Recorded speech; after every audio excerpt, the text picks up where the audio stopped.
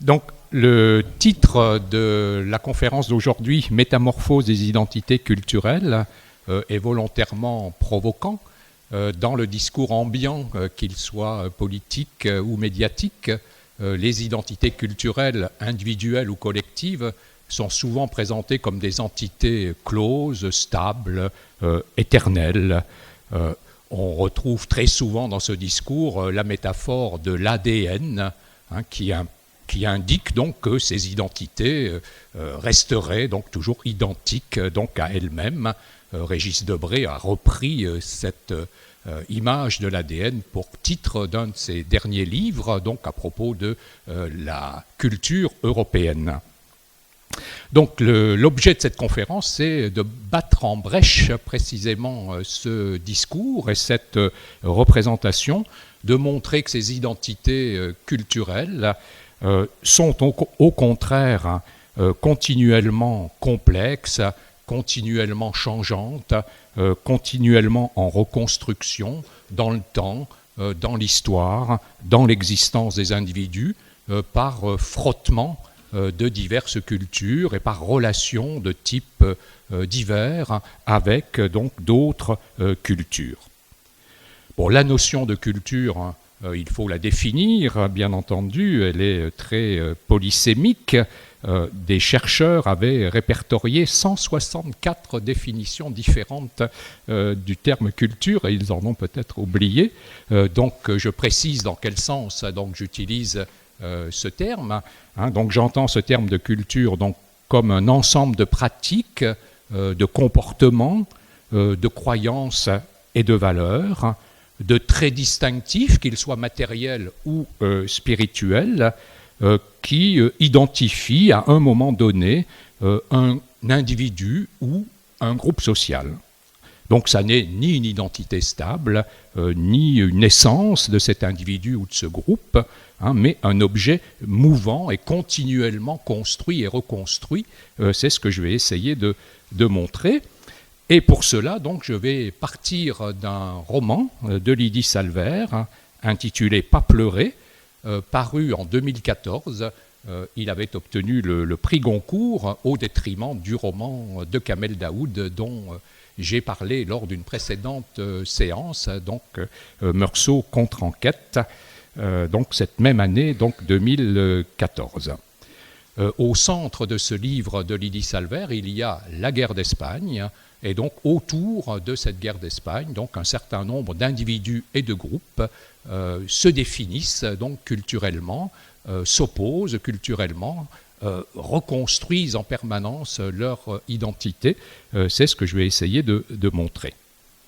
Lydie Salvert, de son vrai nom Lydie Ariona, est née en 1948 de parents d'origine espagnole.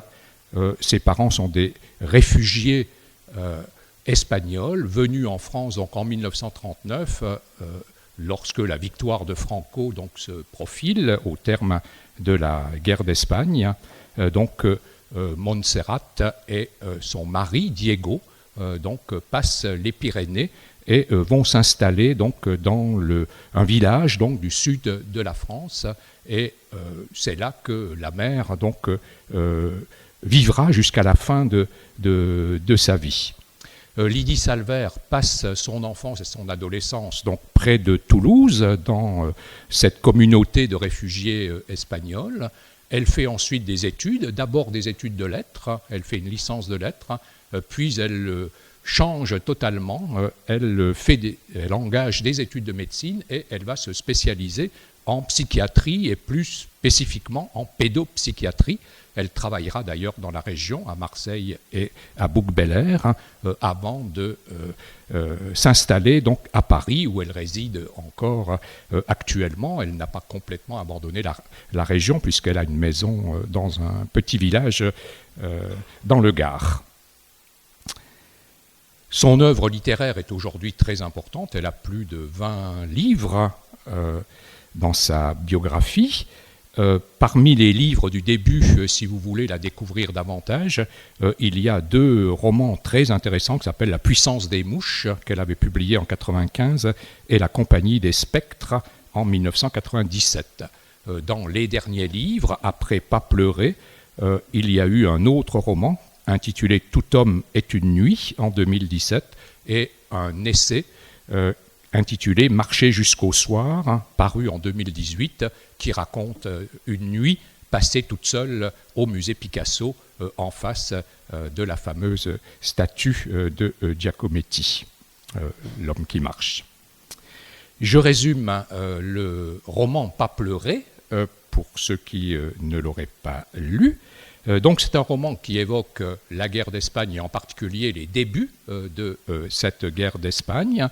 Et la narratrice, pour faire ce récit de la guerre d'Espagne, entrecroise deux voix. La voix d'un romancier déjà important à l'époque, Georges Bernanos, et la voix de sa mère, qu'elle appelle Montse, donc abréviation de Montserrat. Georges Bernanos, donc, c'est un écrivain catholique, monarchiste, nationaliste, qui, dans un premier temps, il se trouve en Espagne au moment où la guerre éclate, prend parti pour le putsch, pour le coup d'État des généraux, ce qui est conforme donc à la culture qui est la sienne donc à ce moment-là, mais devant les horreurs qu'il découvre à Majorque, il voit l'épuration effectuée par les fascistes à Majorque et il est saisi donc véritablement d'un haut-le-cœur devant les horreurs pratiquées par les nationalistes et par le soutien apporté aux nationalistes par le haut clergé espagnol qui bénit ces massacreurs. Et donc il va prendre position, il change totalement donc de bord et il va dénoncer violemment donc le sort réservé aux partisans de la République donc par ces nationalistes. La deuxième voix, donc, c'est la voix de la mère qui, au moment où la guerre d'Espagne éclate, le 18 juillet 1936, est une gamine. Elle a 15 ans, cette future mère de Lydie Salver. Au moment où Lydie Salver écrit son texte, Pas pleurer, cette mère est très âgée, elle est atteinte de la maladie d'Alzheimer, sa mémoire est extrêmement défaillante, mais elle a gardé un îlot de souvenirs dans cette mémoire, elle a oublié tout le reste. Et ce qu'elle a gardé dans sa mémoire, ce sont ses débuts de la guerre d'Espagne, et en particulier le séjour qu'elle a fait pendant l'été 1936 à Barcelone, au moment donc, où avait éclaté donc, le soulèvement anarchiste et où les anarchistes étaient maîtres donc, de Barcelone.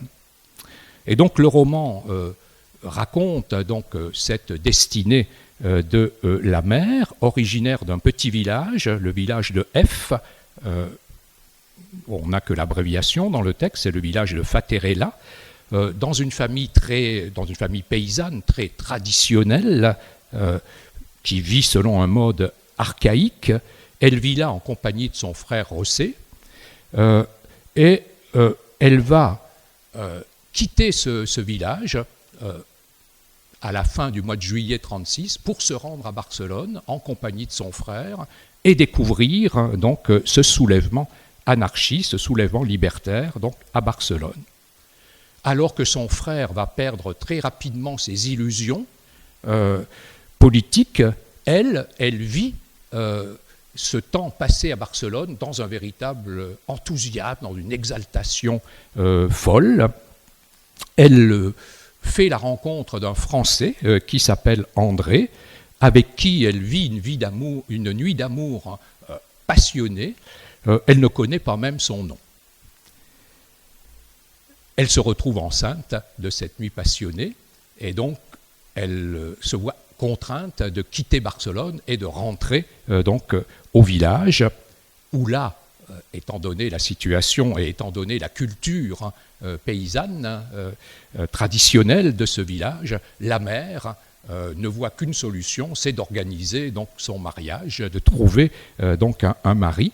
Et ce mari, elle le découvre en la personne de Diego, Diego, c'est le fils du seigneur du village, et la mère donc organise donc ce mariage entre Montse et Diego. Montse ne se marie pas avec Diego de gaieté de cœur, elle ne se sent aucune attirance pour lui. En plus, il est communiste, et les communistes sont très hostiles donc, aux anarchistes et vont les exterminer en partie.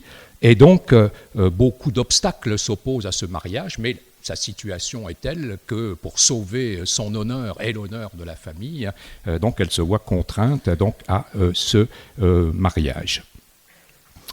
Au retour de Barcelone, son frère José va s'opposer violemment à Diego.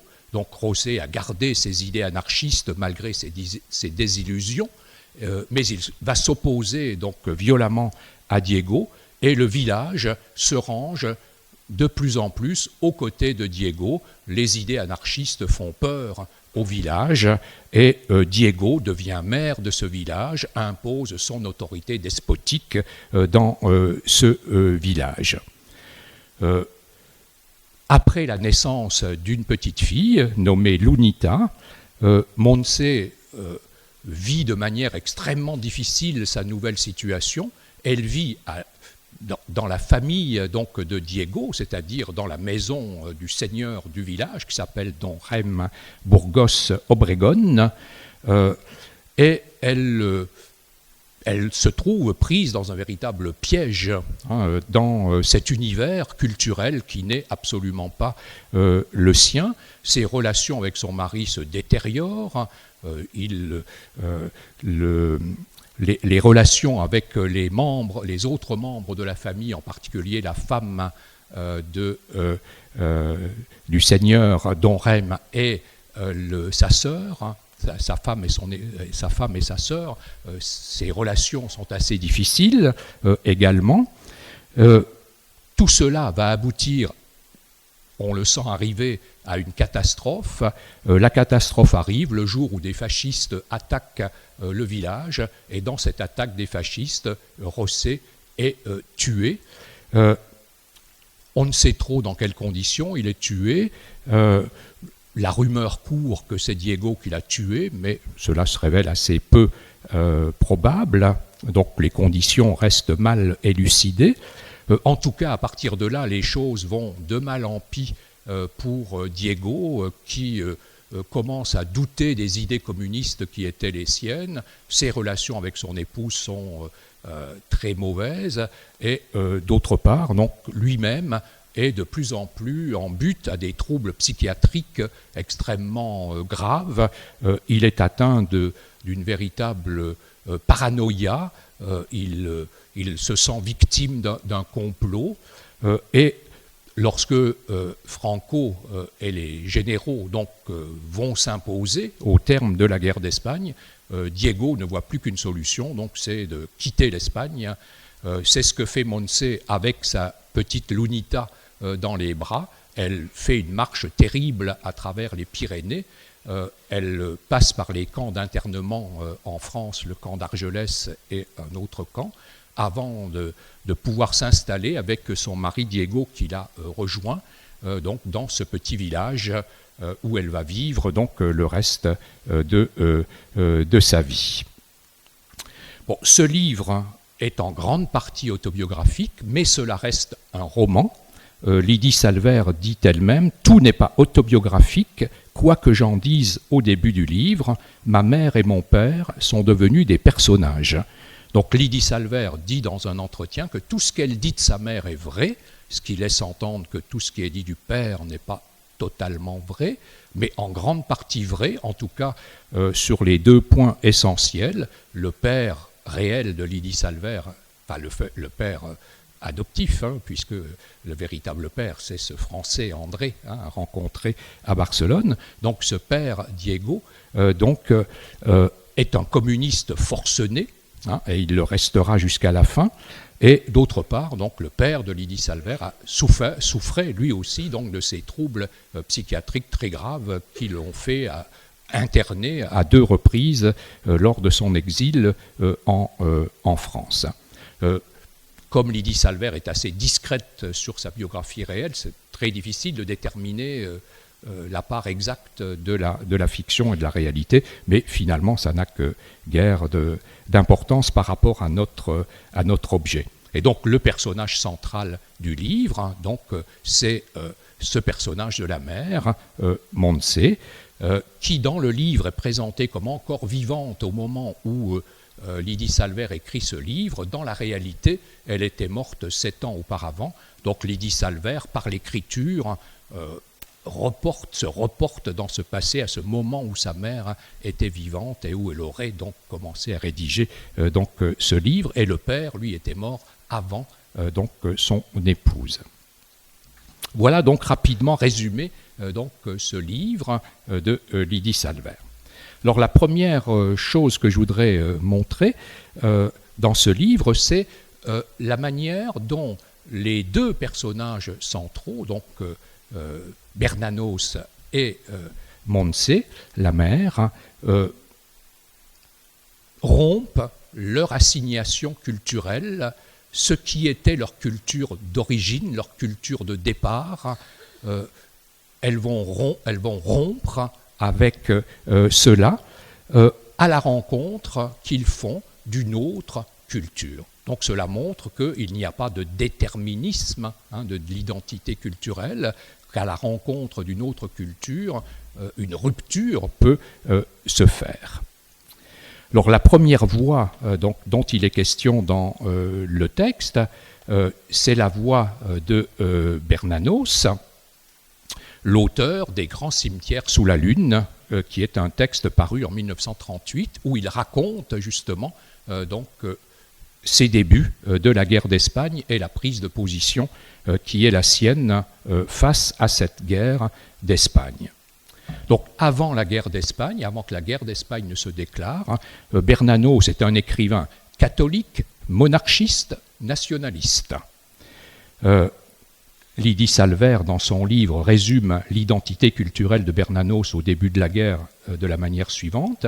Il a les idées que l'on sait, il a milité à l'Action française, il admire Drummond, il se déclare monarchiste, catholique, héritier des vieilles traditions françaises et plus proche en esprit de l'aristocratie ouvrière que de la bourgeoisie d'argent qu'il exècre.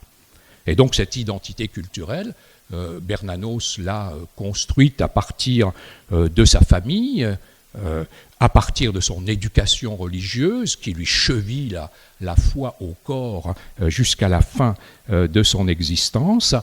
Il a un idéal monarchiste parce qu'il est la République qui est pour lui la forme de l'État moderne la plus horrible, et donc la monarchie est pour lui une institution qui s'oppose donc à la République haïe.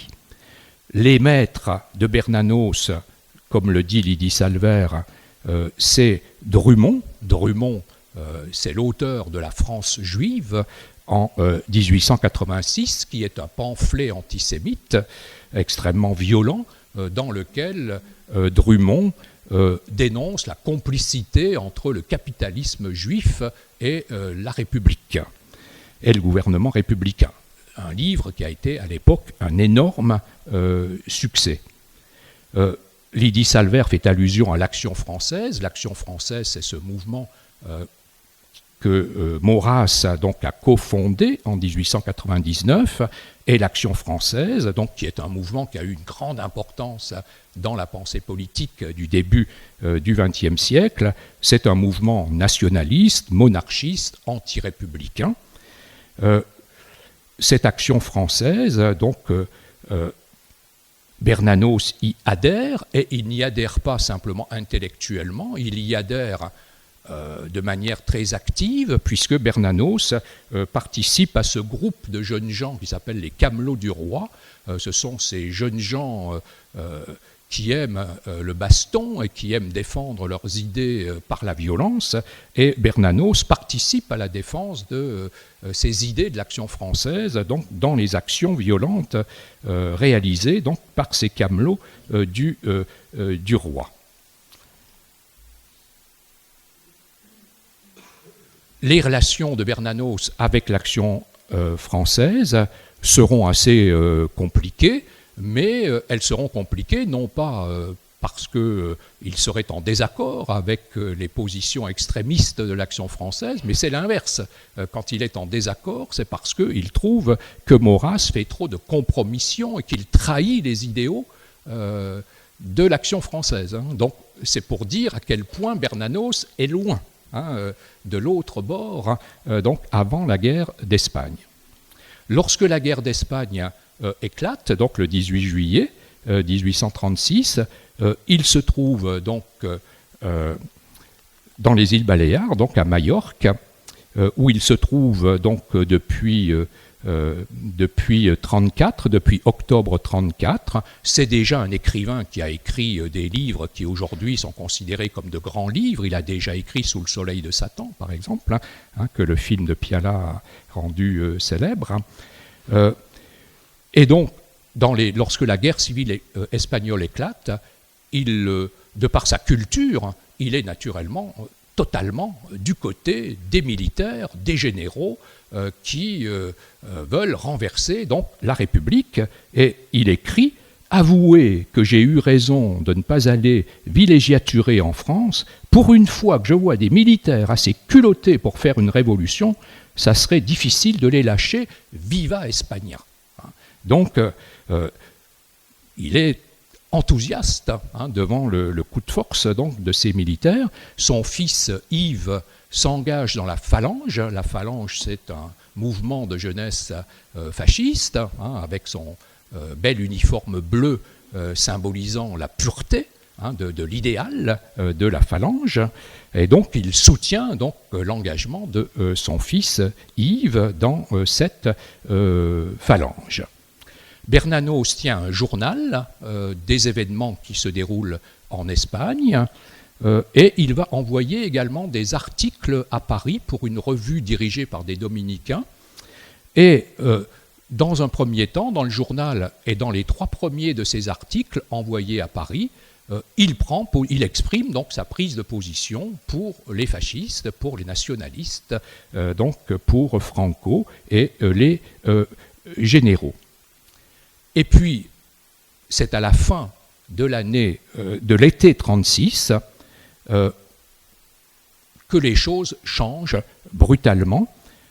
Il est témoin de ce qui se passe à Majorque, de l'épuration que les franquistes réalisent à Majorque, de cette croisade au nom du prétendu Christ roi qu'ils réalisent, et surtout, il est témoin de l'obscénité du soutien accordé par les évêques et archevêques espagnols à ces massacres entrepris donc par les militaires. Lydie Salver exprimera cela dans une formule musclée. L'Église espagnole est devenue la putain des militaires épurateurs. Et donc, Bernanos est le témoin. Le texte de Lydie Salver insiste sur ce point. Il voit de ses propres yeux. Et voyant de ses propres yeux la culture qui était la sienne et qui était totalement de l'autre bord, eh bien, explose. Il est saisi d'un véritable dégoût, d'une nausée, d'une horreur.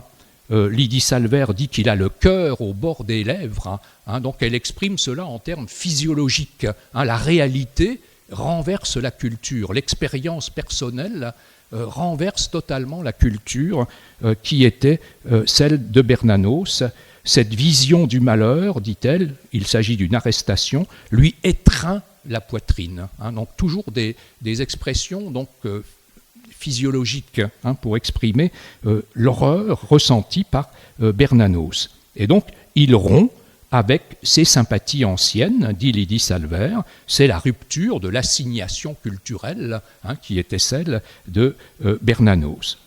Elle évoque le moment d'interrogation de Bernanos. Bernanos se demande devant ce qu'il voit, ce qu'il doit faire. Il serait de son intérêt de la boucler, de se taire. Il sait que s'il prend position contre Maurras, tous les catholiques de France vont lui tomber dessus. Et pourtant, l'honneur l'oblige à parler, il ouvre sa gueule, comme dit Lydie Salvaire. Et donc Bernanos, à partir du 4e article envoyé à Paris, prend position contre cette violence déployée par les militaires espagnols.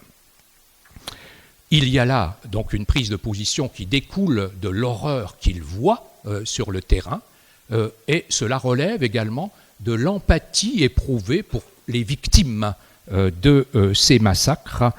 Il y a chez Bernanos, dans la foi de Bernanos, une opposition entre l'Église en tant qu'institution qu'il n'aime pas beaucoup, et puis l'esprit de l'Évangile. Ce qu'il aime dans la religion, c'est l'esprit de l'Évangile. Et donc, il trouve que les militaires espagnols trahissent l'esprit de l'Évangile, et il dénonce donc cette Église, cette institution de l'Église qui trahit l'esprit de l'Évangile. Et donc, il manifeste donc sa sympathie au sens fort vis-à-vis donc des victimes de ces massacres. Et donc, à partir du 4e article daté d'octobre 1936, eh bien, il vilipende, et donc avec Bernanos, c'est un écrivain extrêmement violent, au style cravacheur, et donc il s'indigne avec beaucoup de force de ce qui se passe. Ces articles, c'est le brouillon, en quelque sorte,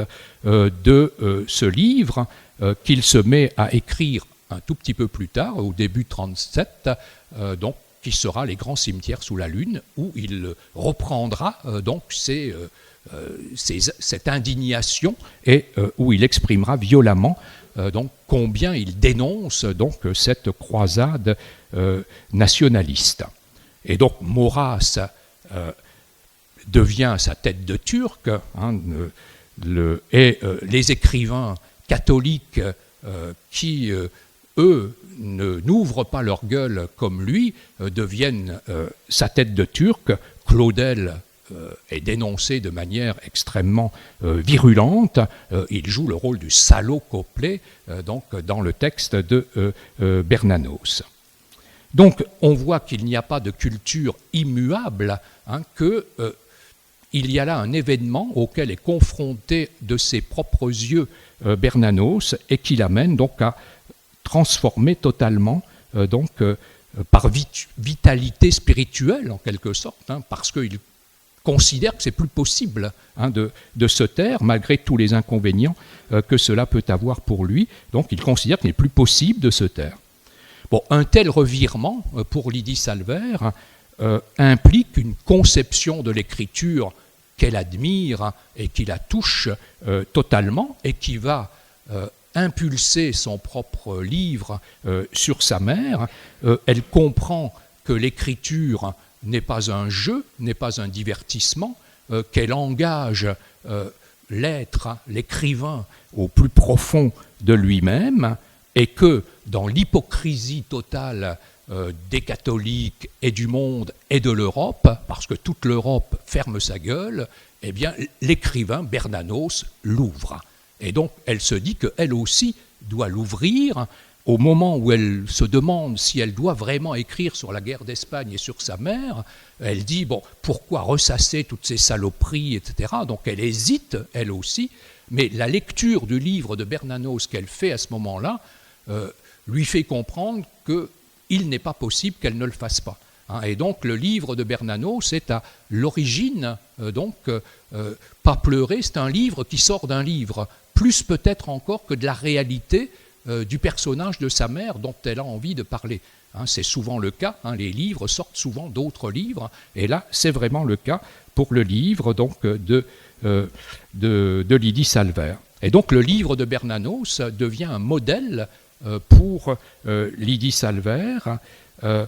Elle lui assigne, ce livre lui assigne le devoir en quelque sorte de parler.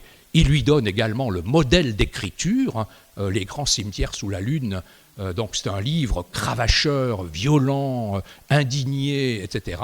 Et donc son propre livre reprendra cette tonalité.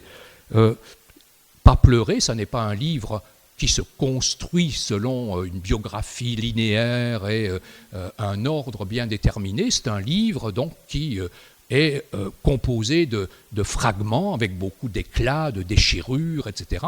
C'est le modèle du livre de Bernanos lui-même. Donc c'est ce choc, c'est ce coup de cœur ressenti par Lydie Salver à la lecture du livre de Bernanos qui enclenche donc l'écriture de son propre livre. Donc. Voilà donc pour la première voix du texte. La deuxième voix, donc, c'est celle de cette gamine de 15 ans à l'époque, Moncé, donc sa future mère. Et donc elle, son expérience est à l'opposé de celle de Bernanos. Elle est originaire d'un petit village, le petit village de F, qui vit selon la culture paysanne traditionnelle de l'époque, que Lydie Salver définit de la manière suivante. Elle habite un village coupé du monde où depuis des siècles, de gros propriétaires terriens maintiennent des familles comme la mienne dans la plus grande pauvreté. Et donc, elle vit dans un ordre qui paraît séculaire, rien n'a changé depuis des lustres, les choses semblent immobiles et il semble impossible de rien changer dans cet univers culturel dans lequel vivent les paysans de ce moment. Et donc le texte de Lydie Salver essaie de cerner cette culture d'origine de Moncé, cette culture paysanne traditionnelle d'origine. Alors, elle se définit donc par une extrême pauvreté, comme le dit la phrase que je viens de lire, cette pauvreté qui entraîne une économie de la survie. On travaille pour des clopinettes, comme le dit Moncé, au service des maîtres du village, des grands propriétaires terriens. Les hommes, les pauvres, deviennent des ouvriers agricoles, et les femmes deviennent des domestiques dans les grandes familles du village. C'est une culture de la survie, c'est une culture de l'économie où la hantise, c'est la dépense. Il ne faut rien dépenser parce qu'on n'a rien. Deuxième caractère de cette culture, c'est le patriarcat. C'est une culture dominée par la figure du père. Le père domine par la violence physique, les enfants, c'est les coups de ceinturon, l'épouse, éventuellement, à l'occasion aussi. Le texte évoque l'ordre de service des repas.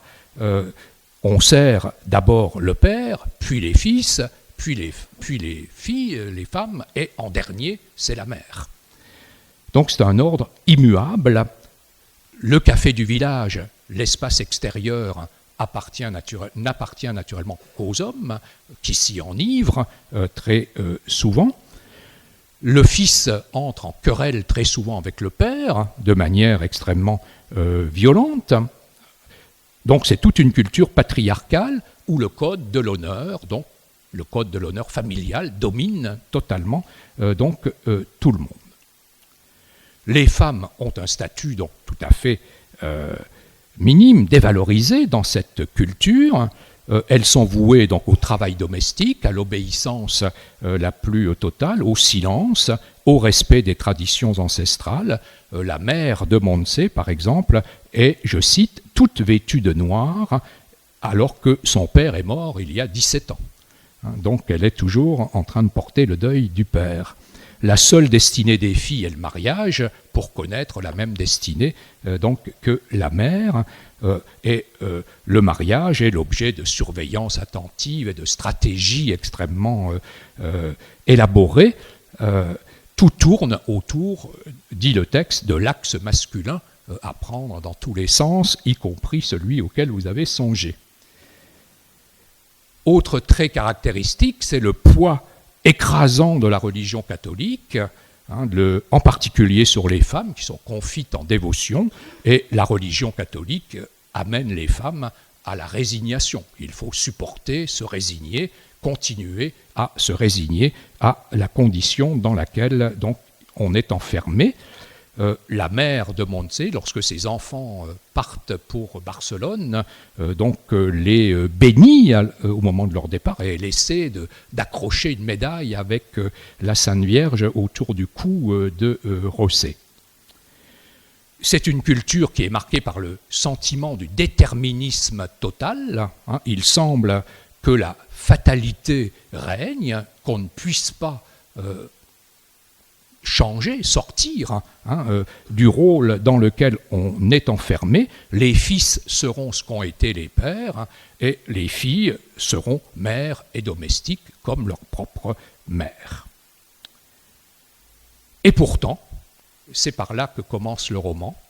Comme pour Bernanos, la réalité, l'expérience personnelle de Montse, je rappelle que c'est une gamine de 15 ans à ce moment-là, va l'amener à sortir de cette assignation culturelle et à remettre en question donc, cet ordre établi qui semblait figé depuis le fond des siècles.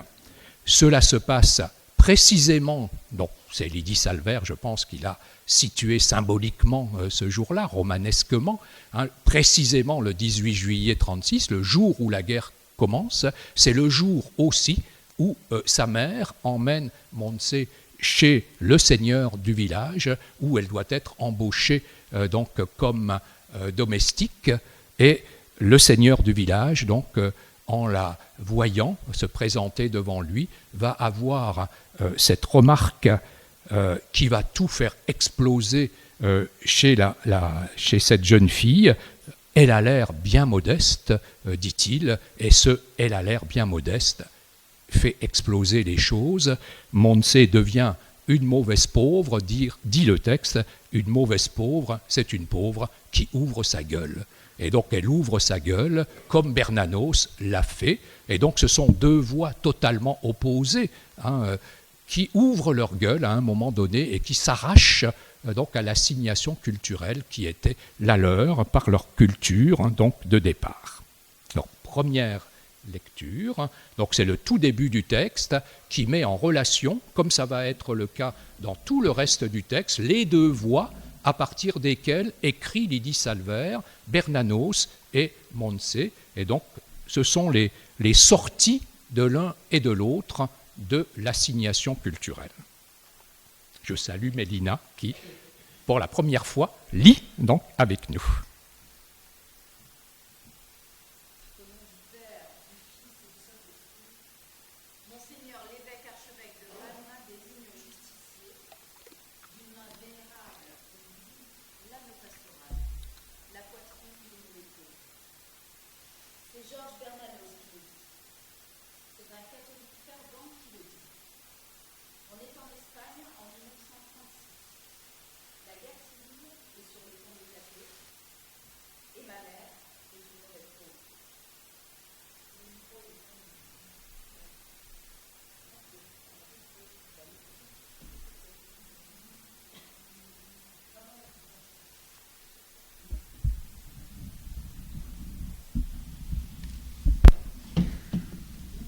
Aviez-vous au moins entendu le début? Bon, très bien. Alors je poursuis. Ma mère, le 18 juillet 1936, ouvre sa gueule pour la première fois de sa vie. Elle a 15 ans. Elle habite un village coupé du monde où, depuis des siècles, de gros propriétaires terriens maintiennent des familles comme la sienne dans la plus grande pauvreté. Au même moment, le fils de Georges Bernanos s'apprête à se battre dans les tranchées de Madrid sous l'uniforme bleu de la Phalange. Durant quelques semaines, Bernanos pense que l'engagement de son fils auprès des nationaux est fondé et légitime. Il a les idées que l'on sait. Il a milité à l'Action française. Il admire Drummond. Il se déclare monarchiste, catholique, héritier des vieilles traditions françaises et plus proche en esprit de l'aristocratie ouvrière que de la bourgeoisie d'argent qu'il exècre. Présent en Espagne au moment du soulèvement des généraux contre la République, il ne mesure pas d'emblée l'ampleur du désastre. Mais très vite, Il ne peut tordre l'évidence. Il voit les nationaux se livrer à une épuration systématique des suspects, tandis qu'entre deux meurtres, les dignitaires catholiques leur donnent l'absolution au nom du Père, du Fils et du Saint-Esprit. L'Église espagnole est devenue la putain des militaires épurateurs. Le cœur soulevé de dégoût, Bernanos assiste impuissant à cette infâme connivence. Puis, dans un effort éprouvant de lucidité qui l'oblige à rompre avec ses anciennes sympathies, il se décide à écrire ce dont il est le témoin déchiré. Il est l'un des seuls dans son camp à avoir ce courage. A mis soledades voy, de mis soledades vengo. Le 18 juillet 1936, ma mère, accompagnée de ma grand-mère, se présente devant los señores Burgos, qui souhaitent engager une nouvelle bonne, la précédente ayant été chassée au motif qu'elle sentait l'oignon. Au moment du verdict, Don Jaime Burgos Obregón tourne vers son épouse un visage satisfait et, après avoir observé ma mère de la tête aux pieds, déclare sur ce ton d'assurance que ma mère n'a pas oublié « Elle a l'air bien modeste ». Ma grand-mère le remercie comme s'il la félicitait. « Mais moi, me dit ma mère, cette phrase me rend folle. Je la réceptionne comme une offense, comme una patada al culo, ma chérie. Una patada al culo qui me fait faire un salto de 10 mètres en moi-même, qui ameute mon cerveau qui dormait depuis plus de 15 ans et qui me facilite de comprendre le sens des palabres que mon frère José a rapporté de l'Érima. Alors quand on se retrouve en la rue, je me mets à griter, moi, à crier. Elle a l'air bien modeste. Tu comprends ce que ça veut dire ? Plus doucement, pour l'amour du ciel, implore ma mère qui est une femme très éclipsée. Ça veut dire, je bouillais ma chérie, je bouillais. Ça veut dire que je serai une bonne, bien bête et bien obéissante. Ça veut dire que j'accepterai tous les ordres de Doña Sol sans protester et que je laverai son caca sans protester. Ça veut dire que je présenterai toutes les garanties d'une perfecte idiote, que je ne résisterai contre rien, que je ne causerai aucune moleste d'aucune sorte. Ça veut dire que Don Jaime me paiera des clopinettes, et qu'en plus, il me faudra lui dire muchísimas gracias, avec cet air modeste qui me va si bien. Seigneur Jesús, murmure ma mère, la mirada alarmée. Plus bas, on va t'ouïr. Et moi, je grite encore plus fort. J'ai mes fous qu'on mouille. Je veux pas être la boniche chez les Burgos. J'aime mieux faire la pute en ville. Pour l'amour du ciel, me supplique ma mère, ne dis pas ces bêtises. Ils ne nous ont même pas invités à nous assir, je lui dis révoltée. Ni même serrer la main. Je me raccorde. Moi, je me rappelle justement que je souffre d'un panadis au pouce et que j'ai le doigt bandé. Oui, panaris si tu veux. Mais ne me rectifie pas à chaque mot, sinon j'y arriverai jamais. Alors, ma mère, pour me pacifier, me rappelle à voix susurrée les bénéfices considérables qui m'espèrent si je suis engagée, que je serai logée, que je serai nourrie et que je serai nettoyée, que j'aurai une vacation tous les dimanches pour aller danser la jota sur la place de l'église, que je toucherai un petit salaire et une petite prime annuelle, avec quoi je pourrai me constituer un petit trousseau et mettre de côté. Et à ces mots, je clame « Plutôt mourir !»« Dios mio !» soupire ma mère en jetant des mirades angoissées sur les 2 fils de maison qui bordent la ruelle. Et moi, je me mets à courir à toute vélocité vers mon grenier. La guerre, heureusement, éclate le lendemain. Ce qui fait que je ne suis jamais allée faire la bonne ni chez les Burgos, ni chez personne. La guerre, ma chérie, est tombée à pic nommé.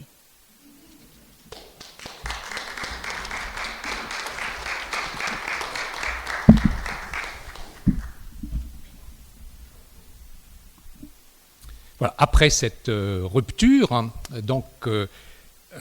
Montse va découvrir une nouvelle culture en quittant le village en compagnie de son frère et en arrivant donc à Barcelone le 1er août 1936.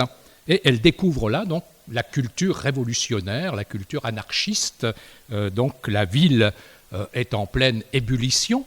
On trouve dans le livre de Lydie Salvert ce que George Orwell a évoqué dans Hommage à la Catalogne ou ce que Malraux a évoqué dans son roman L'Espoir, c'est-à-dire ce moment extraordinaire donc, où l'anarchie s'est emparée de toute la ville et règne dans toute la ville. Et donc elle découvre donc, cette nouvelle culture, la culture révolutionnaire anarchiste, qui se définit donc, par le renversement de toutes les autorités. Le pouvoir révolutionnaire a mis bas donc, toutes les structures hiérarchiques.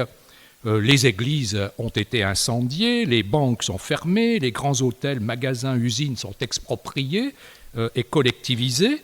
Des miliciens dans la rue brûlent l'argent. Donc vous imaginez Montse arrivant, voyant qu'on brûle de l'argent à Barcelone. Donc le choc est vraiment extraordinaire. Elle découvre là les valeurs révolutionnaires en action. Elles sont partout dans la rue. La solidarité, la fraternité, le sentiment d'une dignité retrouvée qui s'exprime dans la rue à coups de saluts, d'embrassades, de tapes dans le dos, de grandes discussions passionnées où aucun sujet n'est tabou. On parle de politique, on parle de sexe, etc. Partout et tout le monde. On rencontre constamment d'autres personnes avec qui on entre immédiatement en dialogue, en discussion. Tous les tabous sautent dans cette discussion. Elle découvre une culture dans laquelle l'être vaut beaucoup plus que l'avoir. On brûle l'argent, c'est que l'être, ce que l'on est, vaut beaucoup plus que ce que l'on a. La joie, l'allégresse, le rire qui est partout à Barcelone, qui s'exprime à travers la musique, les chants, les banderoles, les slogans, qui sont partout. La ville est tapissée de noir et de rouge aux couleurs anarchistes. Donc la vie est devenue une fête à Barcelone. C'est le règne du désir, c'est le règne de la dépense émotive et énergétique. Les femmes connaissent l'émancipation, les femmes portent des pantalons, elles ont les ongles peints en rouge, elles flânent dans la rue et elles remarquent que certaines d'entre elles osent regarder les hommes, elles discutent de tout avec les hommes, en particulier de politique et de sexualité. Et elle tombe amoureuse donc, du premier Français qu'elle rencontre à une terrasse de café. Elle le trouve beau comme un dieu et en plus il récite un poème. Et donc il s'appelle André. Ses enfants futurs l'appelleront André Malraux, mais il ne s'agit pas d'André Malraux. Mais donc elle passe une nuit d'amour donc passionnée avec cet André qui est sur le point de partir pour le front dans l'armée républicaine. Elle ne connaît même pas son nom. Il y a donc une rencontre entre deux cultures à l'opposé l'une de l'autre sous la forme d'un choc soudain. C'est comme si l'univers basculait d'un coup, s'inversait. Lydie Salver écrit ce renversement. Cet été où tous les principes se renversent, où tous les comportements se renversent, où tous les sentiments se renversent, faisant basculer les cœurs vers le haut, vers le ciel. Et elle utilise la métaphore du séisme pour rendre compte de ce renversement culturel que rencontre Montse. Elle est dans l'émotion, dans l'émerveillement, dans l'enchantement devant cette utopie lyrique à quoi elle assiste. Elle n'est pas du tout, elle, dans l'intellect.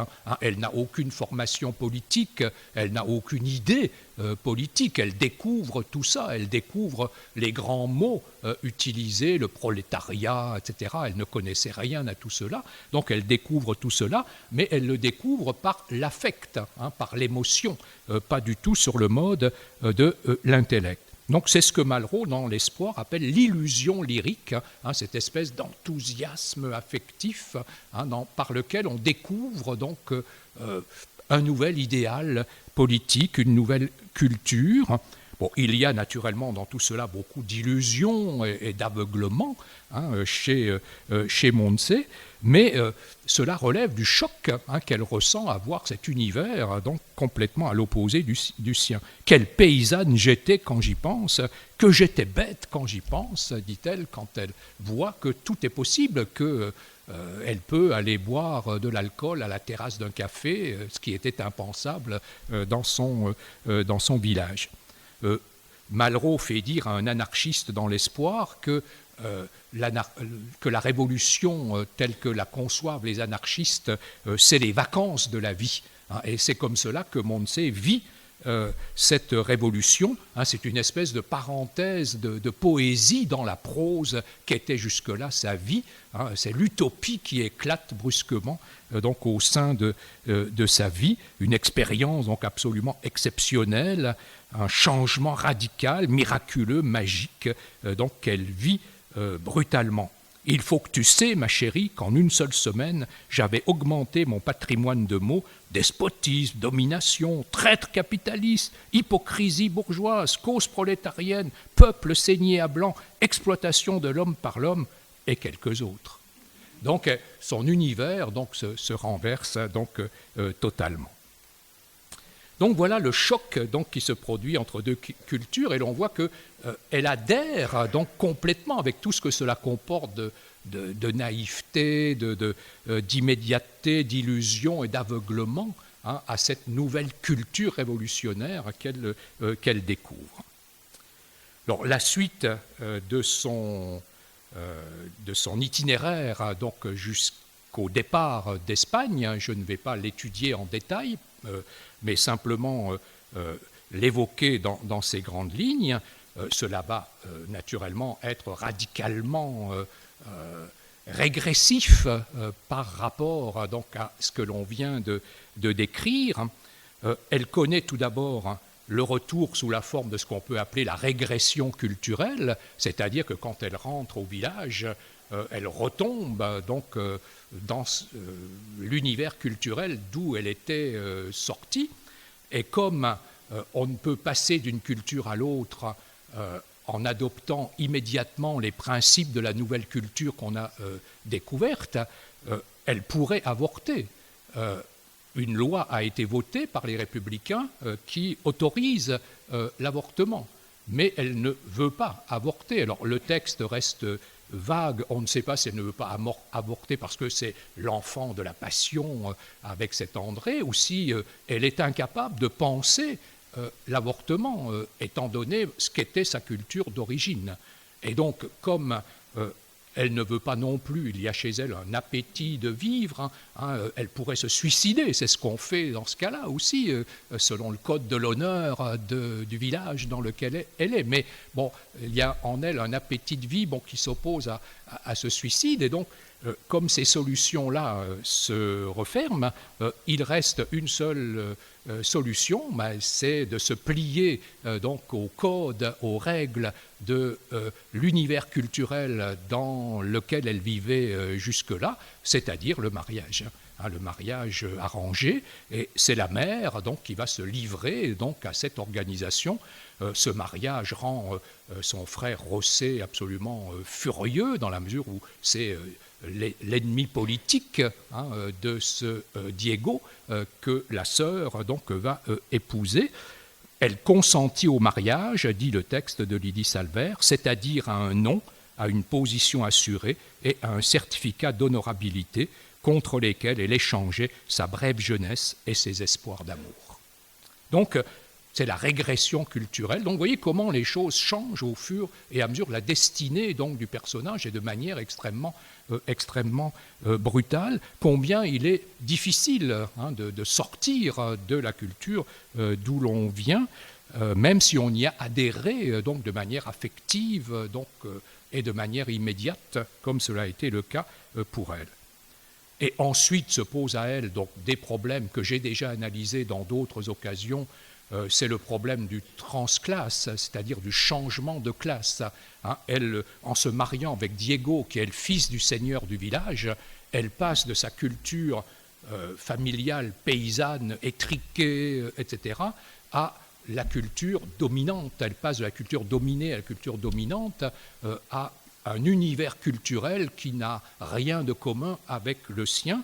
Et le texte de Lydie Salvert évoque des scènes absolument atroces, les scènes où les deux familles se rencontrent lors de la préparation du mariage, puis lors des noces.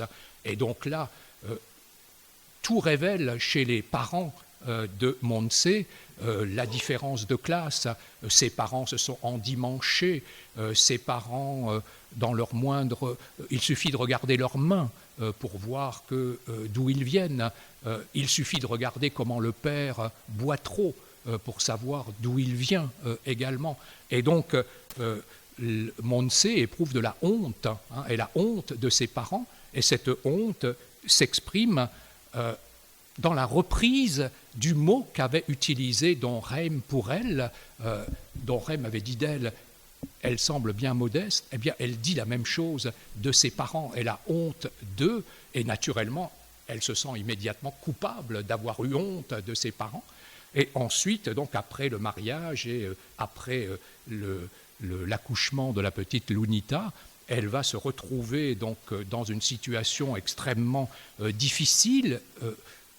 Il faut s'adapter à cette nouvelle culture dans laquelle elle vit. Elle se sent en pleine imposture. Elle se compare à une mouche, je cite, une mouche égarée qui se cognait la tête contre les vitres. Elle n'est pas à sa place, elle est à un poste qui n'est pas faite pour elle.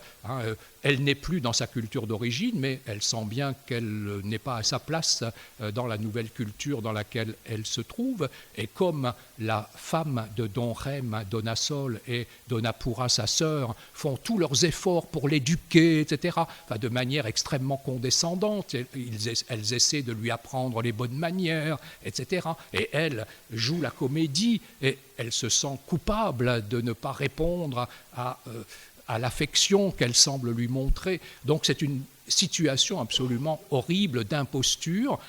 Elle vit dans la comédie la plus totale, mais dans le récit qu'elle en fait, nouvel exemple de cette fluidité des identités culturelles, elle va finir par vivre avec le Seigneur dont elle était si éloignée, dont Reim a une culture, un prestige qui au départ le faisait apparaître comme un personnage complètement inaccessible pour elle.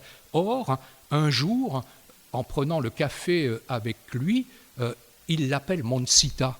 Et donc là, Montse fond complètement, personne ne l'a jamais appelée ainsi, et à partir de là, elle essaie de faire tous ses efforts pour adopter les éléments culturels de la culture dominante à laquelle appartient Don Reim. Elle prend le goût pour les belles choses, elle essaie de bien s'habiller, etc.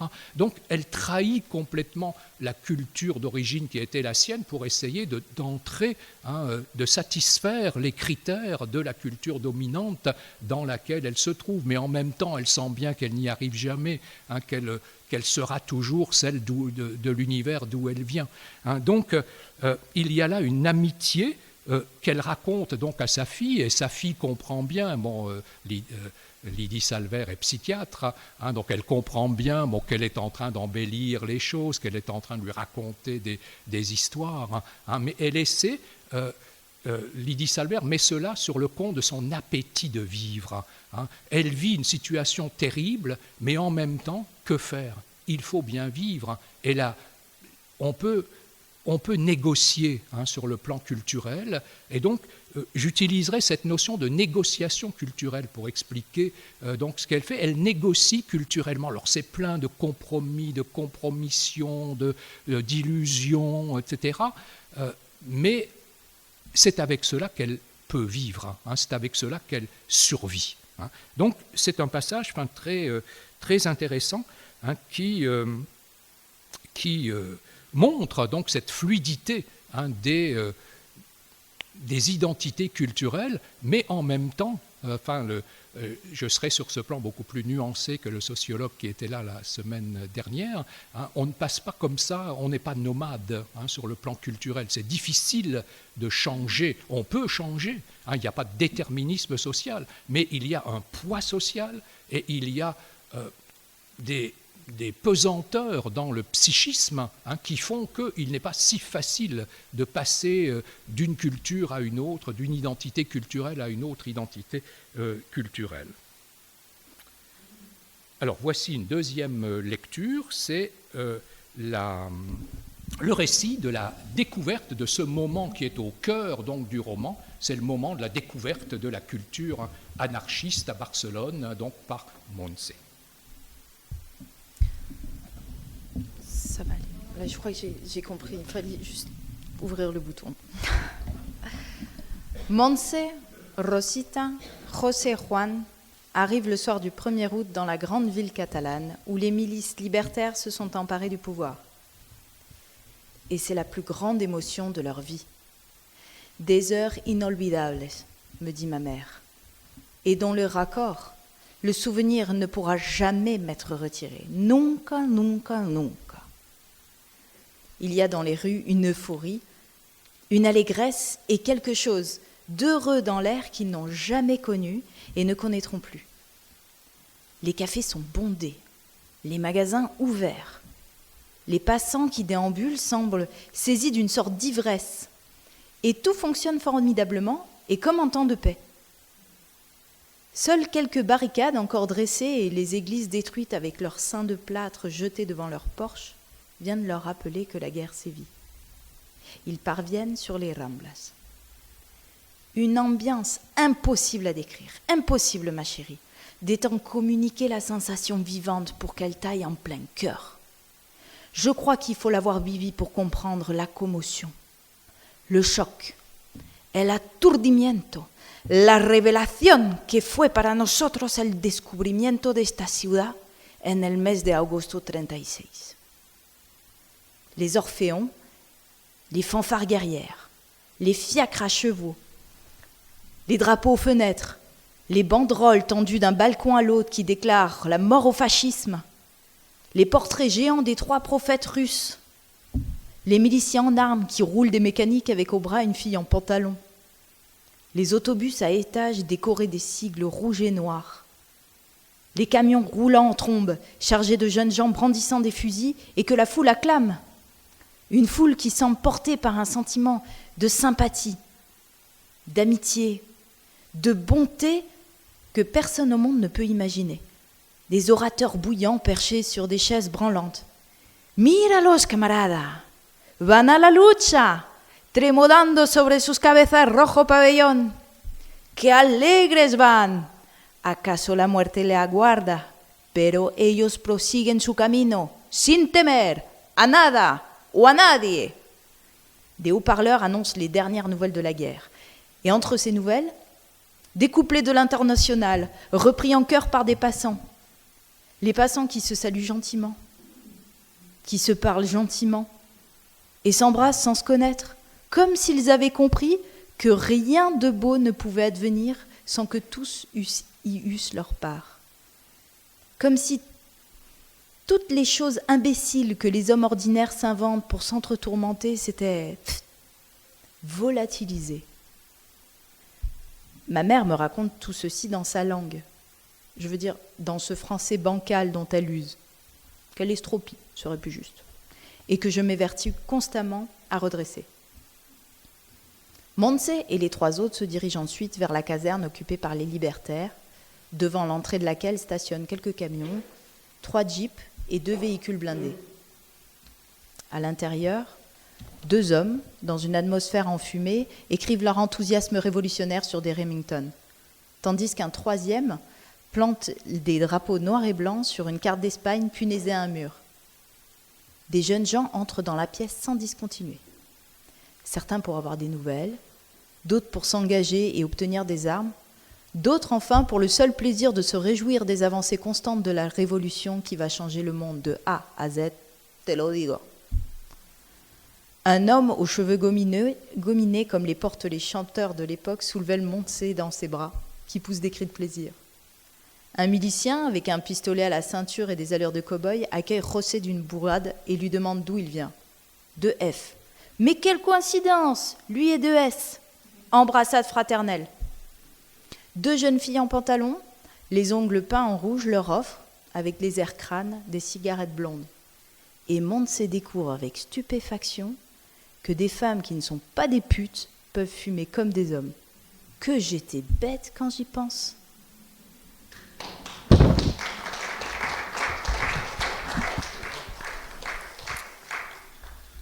Donc, dans un deuxième point, je voudrais essayer de montrer comment, à l'intérieur de la culture révolutionnaire,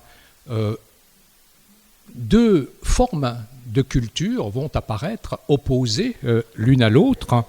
D'un côté, la culture libertaire, les anarchistes, et de l'autre, la culture communiste. Alors, le communisme et l'anarchisme sont des idéologies, mais ce sont aussi des identités culturelles de groupe, dans la mesure où elles impliquent un mode de comportement, de croyance, de valeurs, etc., un mode de vie, en quelque sorte, des formes de vie.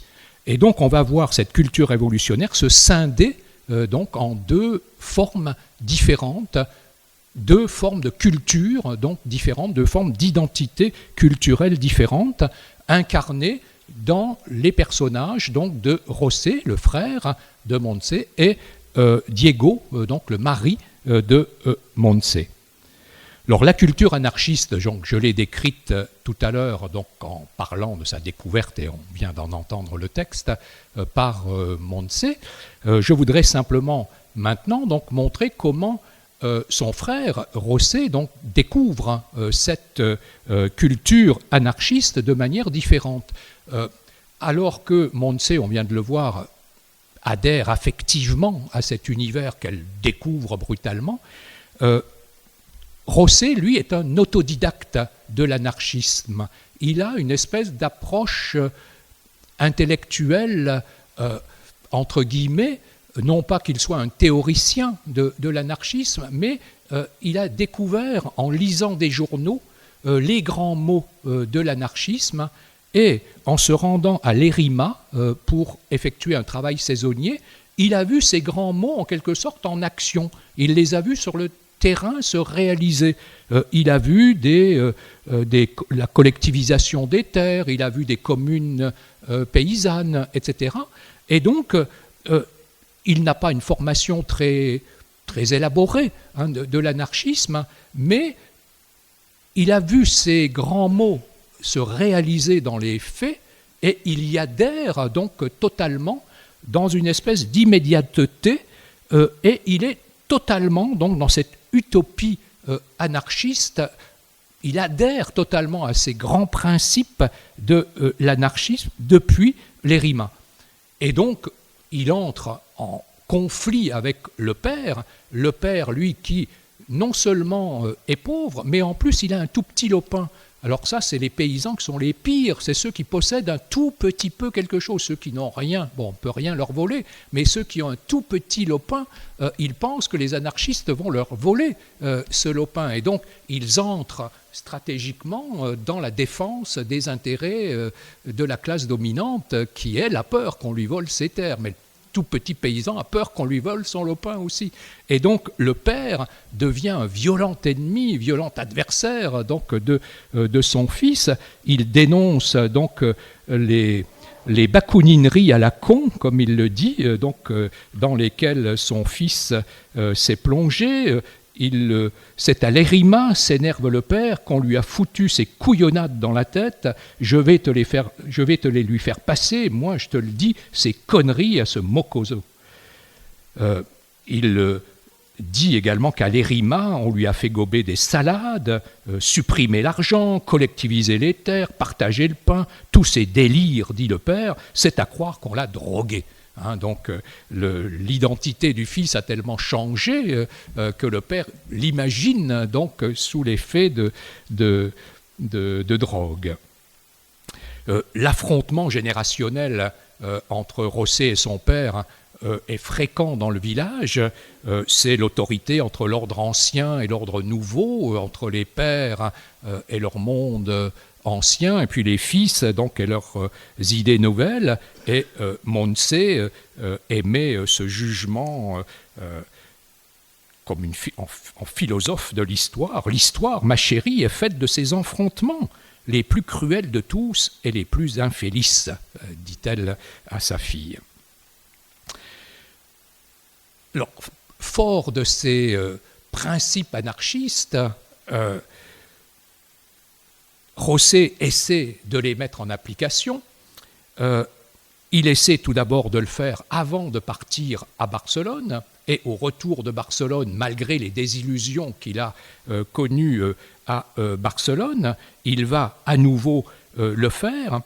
Sa découverte de Barcelone n'est pas du tout sur le même plan que celui de sa sœur, dans la mesure où il a découvert, lui, toutes les insuffisances de l'anarchisme que sa sœur n'avait pas du tout vues.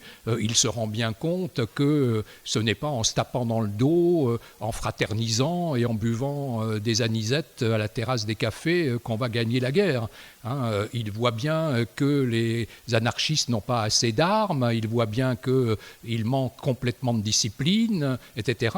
Il voulait s'engager dans l'armée républicaine, il ne le fait pas finalement, parce qu'il constate que c'est voué à la catastrophe, et d'autre part, il fait la découverte que du côté républicain, on accomplit les mêmes horreurs que du côté fasciste. À la terrasse d'un café, il entend deux hommes parler de la manière dont ils ont massacré deux prêtres, et donc les républicains massacrent les curés comme les fascistes massacrent les pauvres paysans. Il est écœuré, lui qui est du côté de l'utopie pure et dure, de l'anarchisme vécu dans toute sa pureté, donc ne peut supporter cela, et il décide de ne pas s'engager donc dans cette armée républicaine et de rentrer donc au village. Et quand il revient au village, donc il essaie à nouveau, comme il l'avait déjà fait avant, d'amener les paysans à adopter donc ces principes anarchistes. Mais cela tourne à la catastrophe parce que au village, c'est Diego qui a pris le pouvoir, il est devenu le maire du village, et José va de plus en plus être isolé donc dans ce village, et il échoue donc à amener les paysans qui ne veulent pas changer parce qu'ils ont peur du changement, ils ne veulent pas rentrer dans ces principes qu'essaie de leur enseigner José, et le retour au village donc va prendre pour lui la forme de la catastrophe devant cette incapacité donc à faire valoir ses idées, devant ce qu'il considère comme le désastre de la destinée de sa sœur qui a épousé donc Diego, son adversaire politique, un communiste, etc., et devant l'incapacité à faire vivre donc ces principes chez ceux pour lesquels il se bat depuis longtemps, c'est-à-dire ces paysans. Et donc la fin de l'existence de José va être terrible, d'abord parce que il est en but à l'hostilité grandissante de la population. Constatant son échec, il ne peut s'empêcher de les insulter, et donc on est dans la situation de quelqu'un qui s'est engagé pour une collectivité et qui renie cette collectivité parce que cette collectivité ne veut pas le suivre, et donc il énonce un certain nombre d'insultes à direction de ces paysans. Lydie Salver trouve un moyen que je trouve extraordinaire de montrer ce drame ce drame cruel de celui qui s'est battu pour imposer des principes, qui voit que ceux pour lesquels il l'a fait ne marchent pas, quoi. Et donc elle met des pointillés, elle laisse un blanc sur la page et elle remplit ce blanc de pointillés.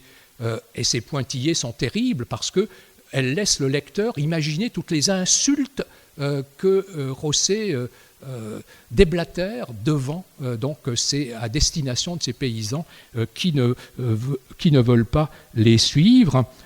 Il leur a dit qu'ils ne pensaient qu'à une chose, ce sont des cons, dit-il, qui ne pensent qu'au cul et à la Sainte Vierge. Donc, il renie donc ces paysans pour lesquels il s'était engagé, et bien entendu, il en éprouve immédiatement une honte totale. Il s'accuse lui-même d'avoir été incapable d'avoir rallié ces paysans à cet anarchisme, à cette culture anarchiste. Et sa fin va être terrible, puisqu'il va mourir dans ce combat contre les anarchistes, contre les communistes qui envahissent contre les fascistes, qui envahissent le village. Il meurt donc dans un état de reniement total de ceux pour qui il s'est battu et de lui-même. Ça rappelle dans L'espoir de Malraux la mort du capitaine Hernandez, qui meurt lui aussi complètement désespéré et dans les mêmes circonstances donc de reniement de ceux pour qui il s'est battu et de lui-même.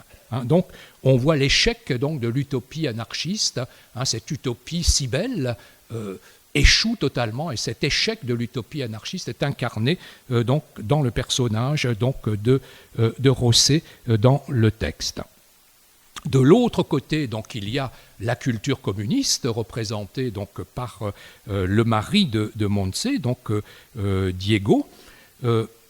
Le communisme, on l'a vu à l'œuvre à Barcelone, mais de manière extrêmement rapide, à travers l'apparition des agents russes à lunettes cerclées, qui montrent comment les Russes interviennent et soutiennent les communistes et vont les amener donc, à exterminer donc, les anarchistes pour faire vivre donc, le communisme. Parce que stratégiquement, donc les communistes veulent qu'on s'organise, etc. L'important pour les communistes, c'est de gagner la guerre, et pour gagner la guerre, il faut s'organiser, il faut une armée régulière, il faut de la discipline, il faut de l'ordre, et les anarchistes ne veulent pas de ça. Les anarchistes veulent, dans la révolution, être, ils veulent exister dans la révolution, ils veulent que la révolution soit les vacances de la vie, soit les vacances de l'être, qu'on puisse exprimer tous les grands sentiments et toutes les grandes aspirations de l'être, alors que les communistes, comme le dit Malraux, veulent faire. Ils veulent gagner la guerre, et pour gagner la guerre, eh bien, il faut sacrifier un certain nombre de choses, sacrifier de la liberté pour plus d'ordre, plus de discipline, etc. Et donc, ce sont deux représentations culturelles différentes de la Révolution qui s'affrontent donc entre les communistes et les anarchistes, au village, c'est cette conception communiste représentée par Diego qui va triompher au détriment de l'anarchisme de Rosset. Diego est représenté comme quelqu'un qui s'est engagé dans le Parti communiste, lui aussi sous la forme d'une rupture. Il est le fils du seigneur du village, et pourtant il est communiste.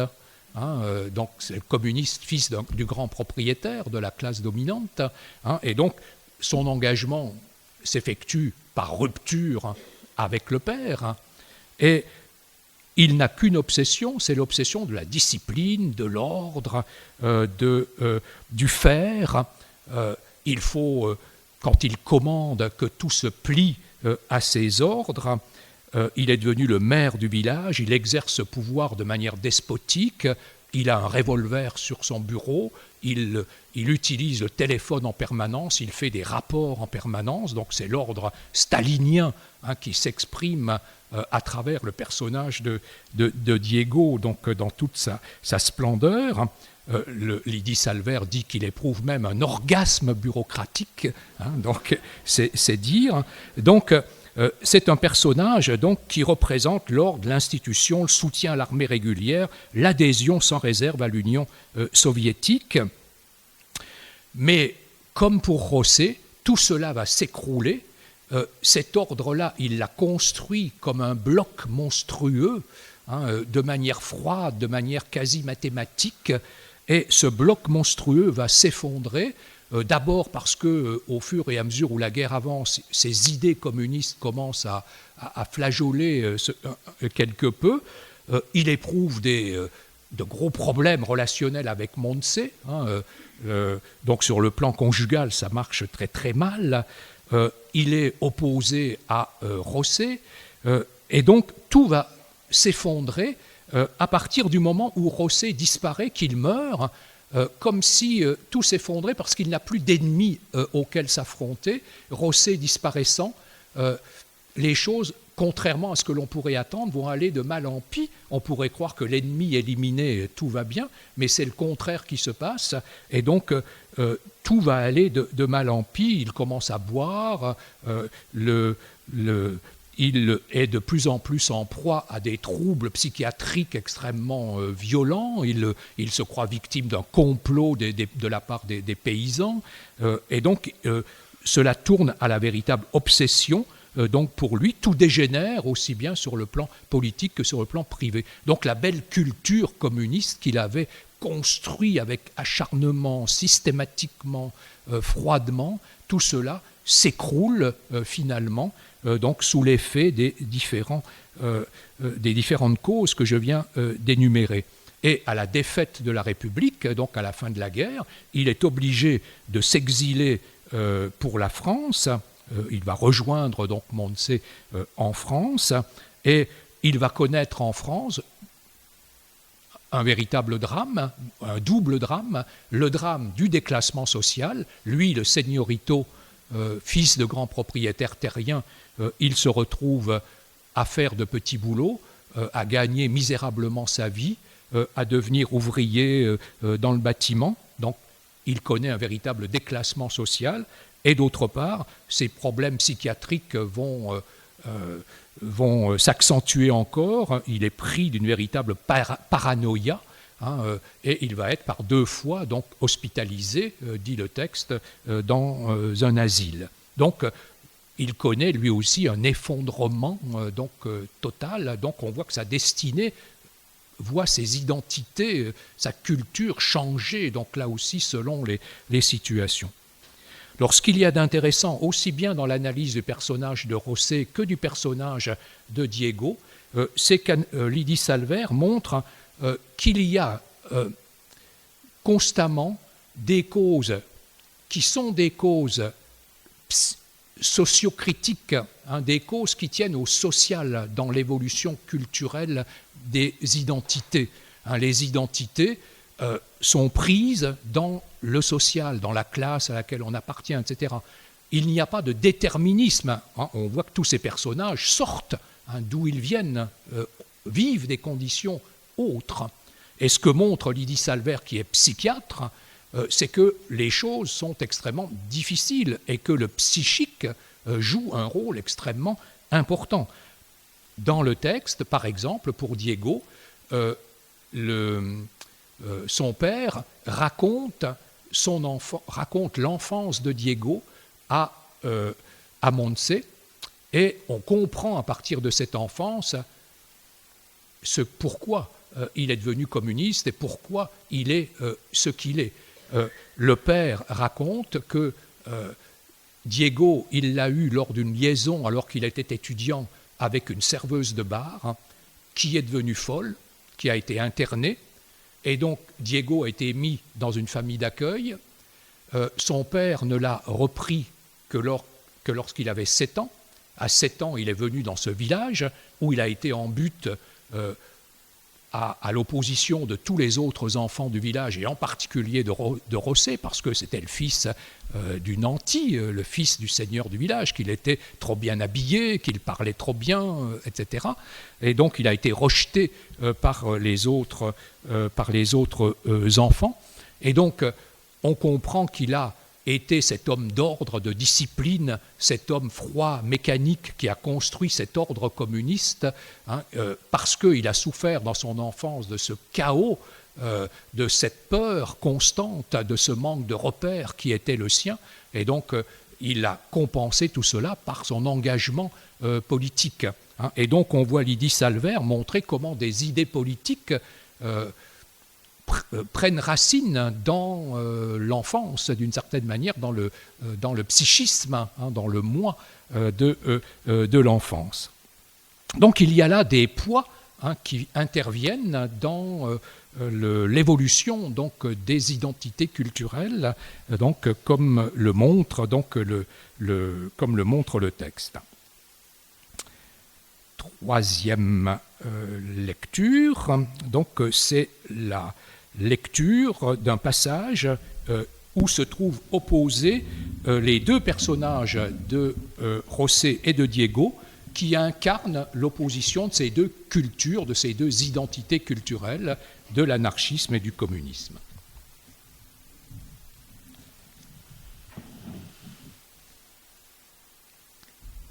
D'un côté, José affirmait préférer 1000 fois le chaos et la fragilité de ce qui naît à cet ordre monstrueux instauré par les bolcheviks et accepté par Diego sans dégoût ni révolte.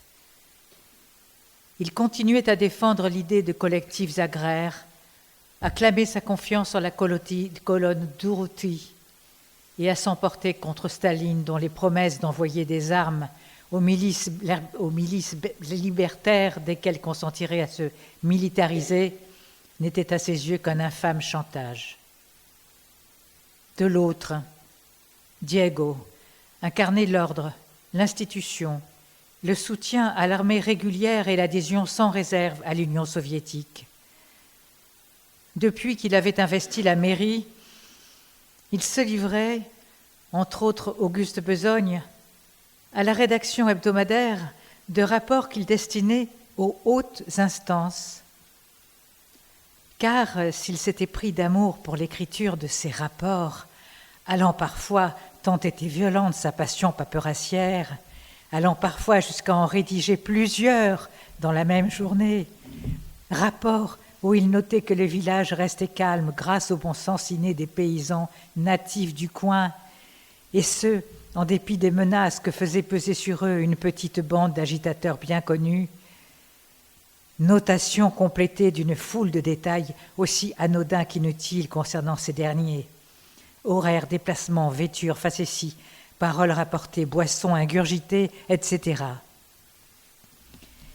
Il fignolait avec la même minutie les bulletins de propagande, n'hésitant pas à pourfendre les comploteurs à la solde de l'ennemi et organiser méticuleusement des campagnes dites d'alphabétisation, lesquelles consistaient à convoquer les populations paysannes dans une salle de la mairie pour, premièrement, leur vanter l'organisation des milices communistes modèles de cohésion et de discipline, et deuxièmement, les prévenir du danger que faisaient peser sur elles les fauteurs de désordre.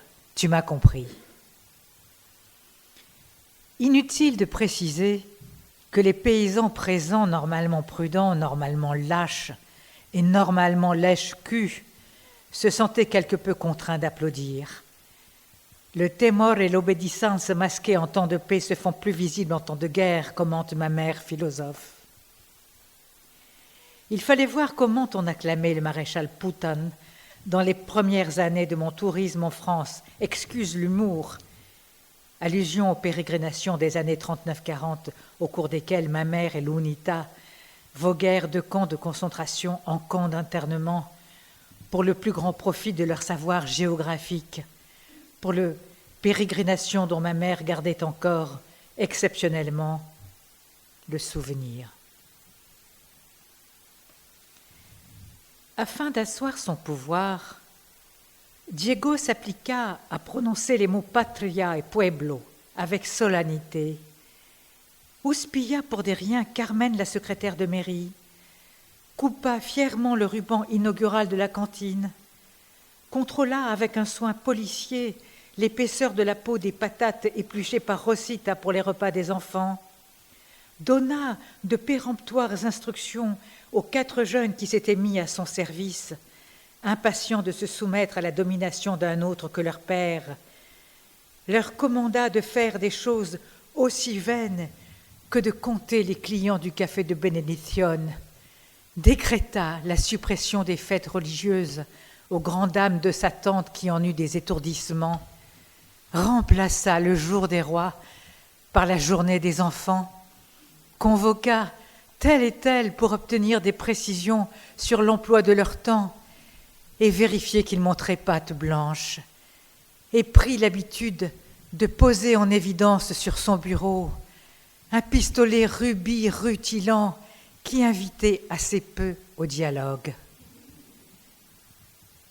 Depuis qu'il avait pris ses fonctions, Diego semblait habité par quelque chose d'implacable, de froid, d'hostile, qui finissait par susciter dans la population une forme de crainte.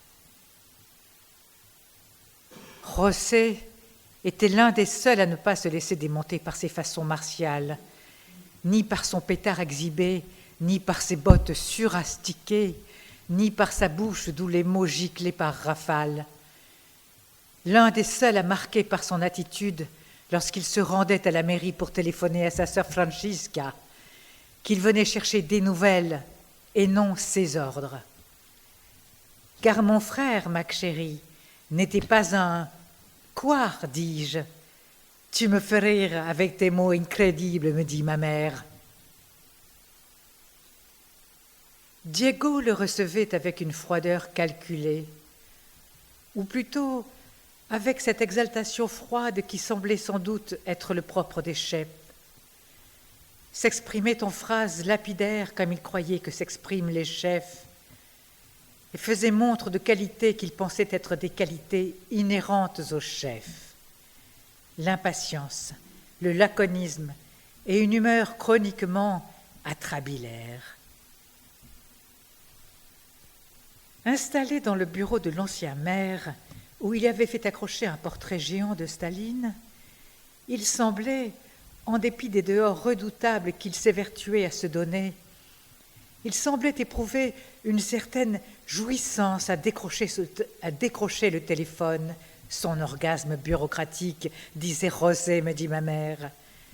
La mairie étant le seul endroit du village relié à un central téléphonique et l'usage du téléphone, un signe irréfutable de puissance. À ce moment-là, on était en octobre 1936 et le mariage avec Montse n'était pas à l'ordre du jour. Ses rapports avec José avaient atteint un niveau de violence qui faisait dire à certains « tout ça finira mal ».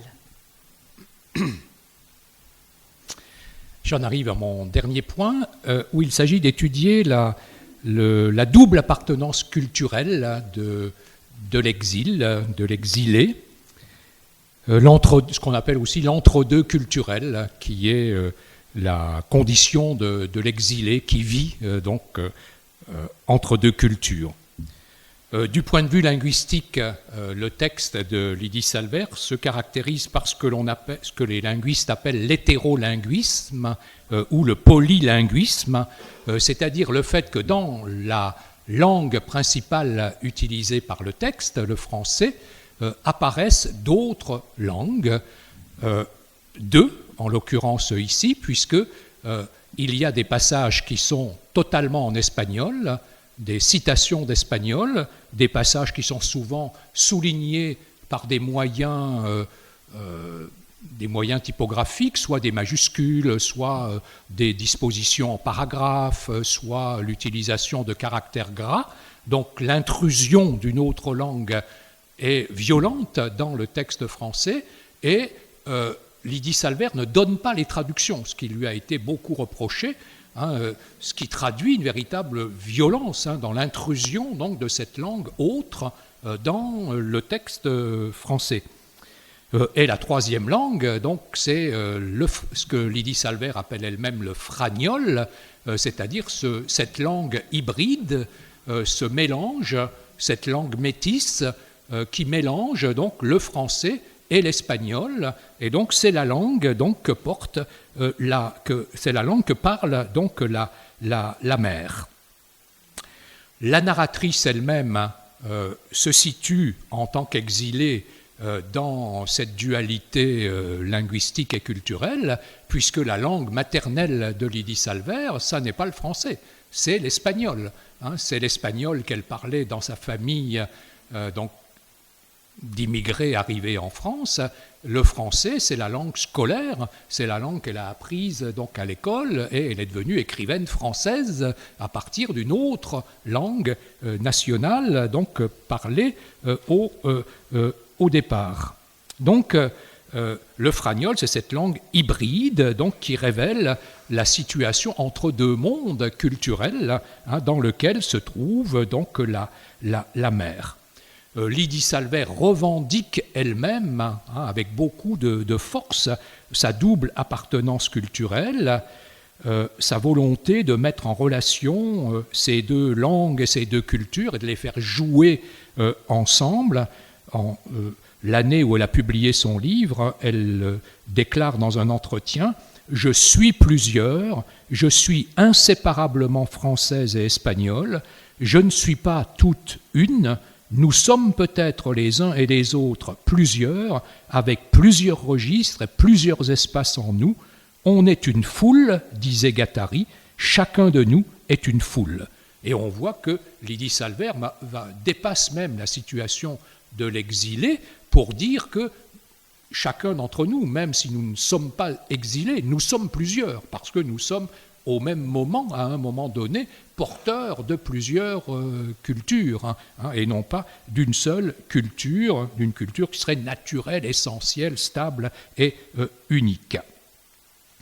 Du point de vue linguistique, la dualité réside aussi dans le texte de Lydie Salver, et vous l'avez entendu dans les diverses lectures qui ont été faites, à un autre niveau, c'est le mélange de l'écrit et de l'oral, et le mélange du haut et du bas, du noble et du trivial.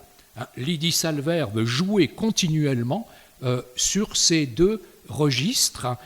La langue que parlait la mère, donc, quand elle est censée s'entretenir avec sa fille pour lui raconter son histoire, c'est une langue orale, mais cette langue orale, Lydie Salver en fait de l'écrit. Elle écrit un livre avec ça. Et de même, vous avez remarqué que dans la belle langue française ou dans la belle langue espagnole, il y avait souvent donc des expressions vulgaires, triviales, des injures, des mots qu'il ne faut pas dire pour les enfants, etc.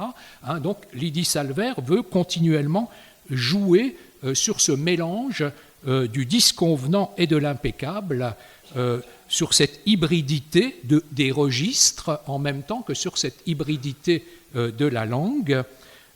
Elle est sur ce plan-là semblable à ce que disait Arnaud Bertina quand il était venu. Arnaud Bertina joue également sur ces deux registres. Il veut que la langue française, ça ne soit pas seulement la belle langue du XVIIe siècle, mais dans la langue française, il y a aussi la tradition Rabelais qui tend à être minimisée, mise sous le boisseau, et qu'ils veulent, Bertina et elle, faire remonter au contraire à la surface.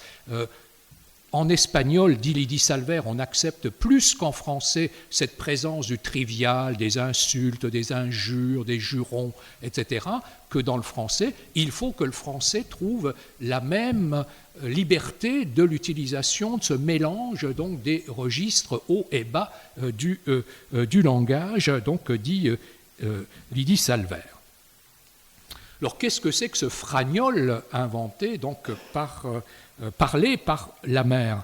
Alors il serait naïf naturellement de penser que Lydie Salver se livre dans son texte à une reconstitution de la langue réelle que parlait sa mère.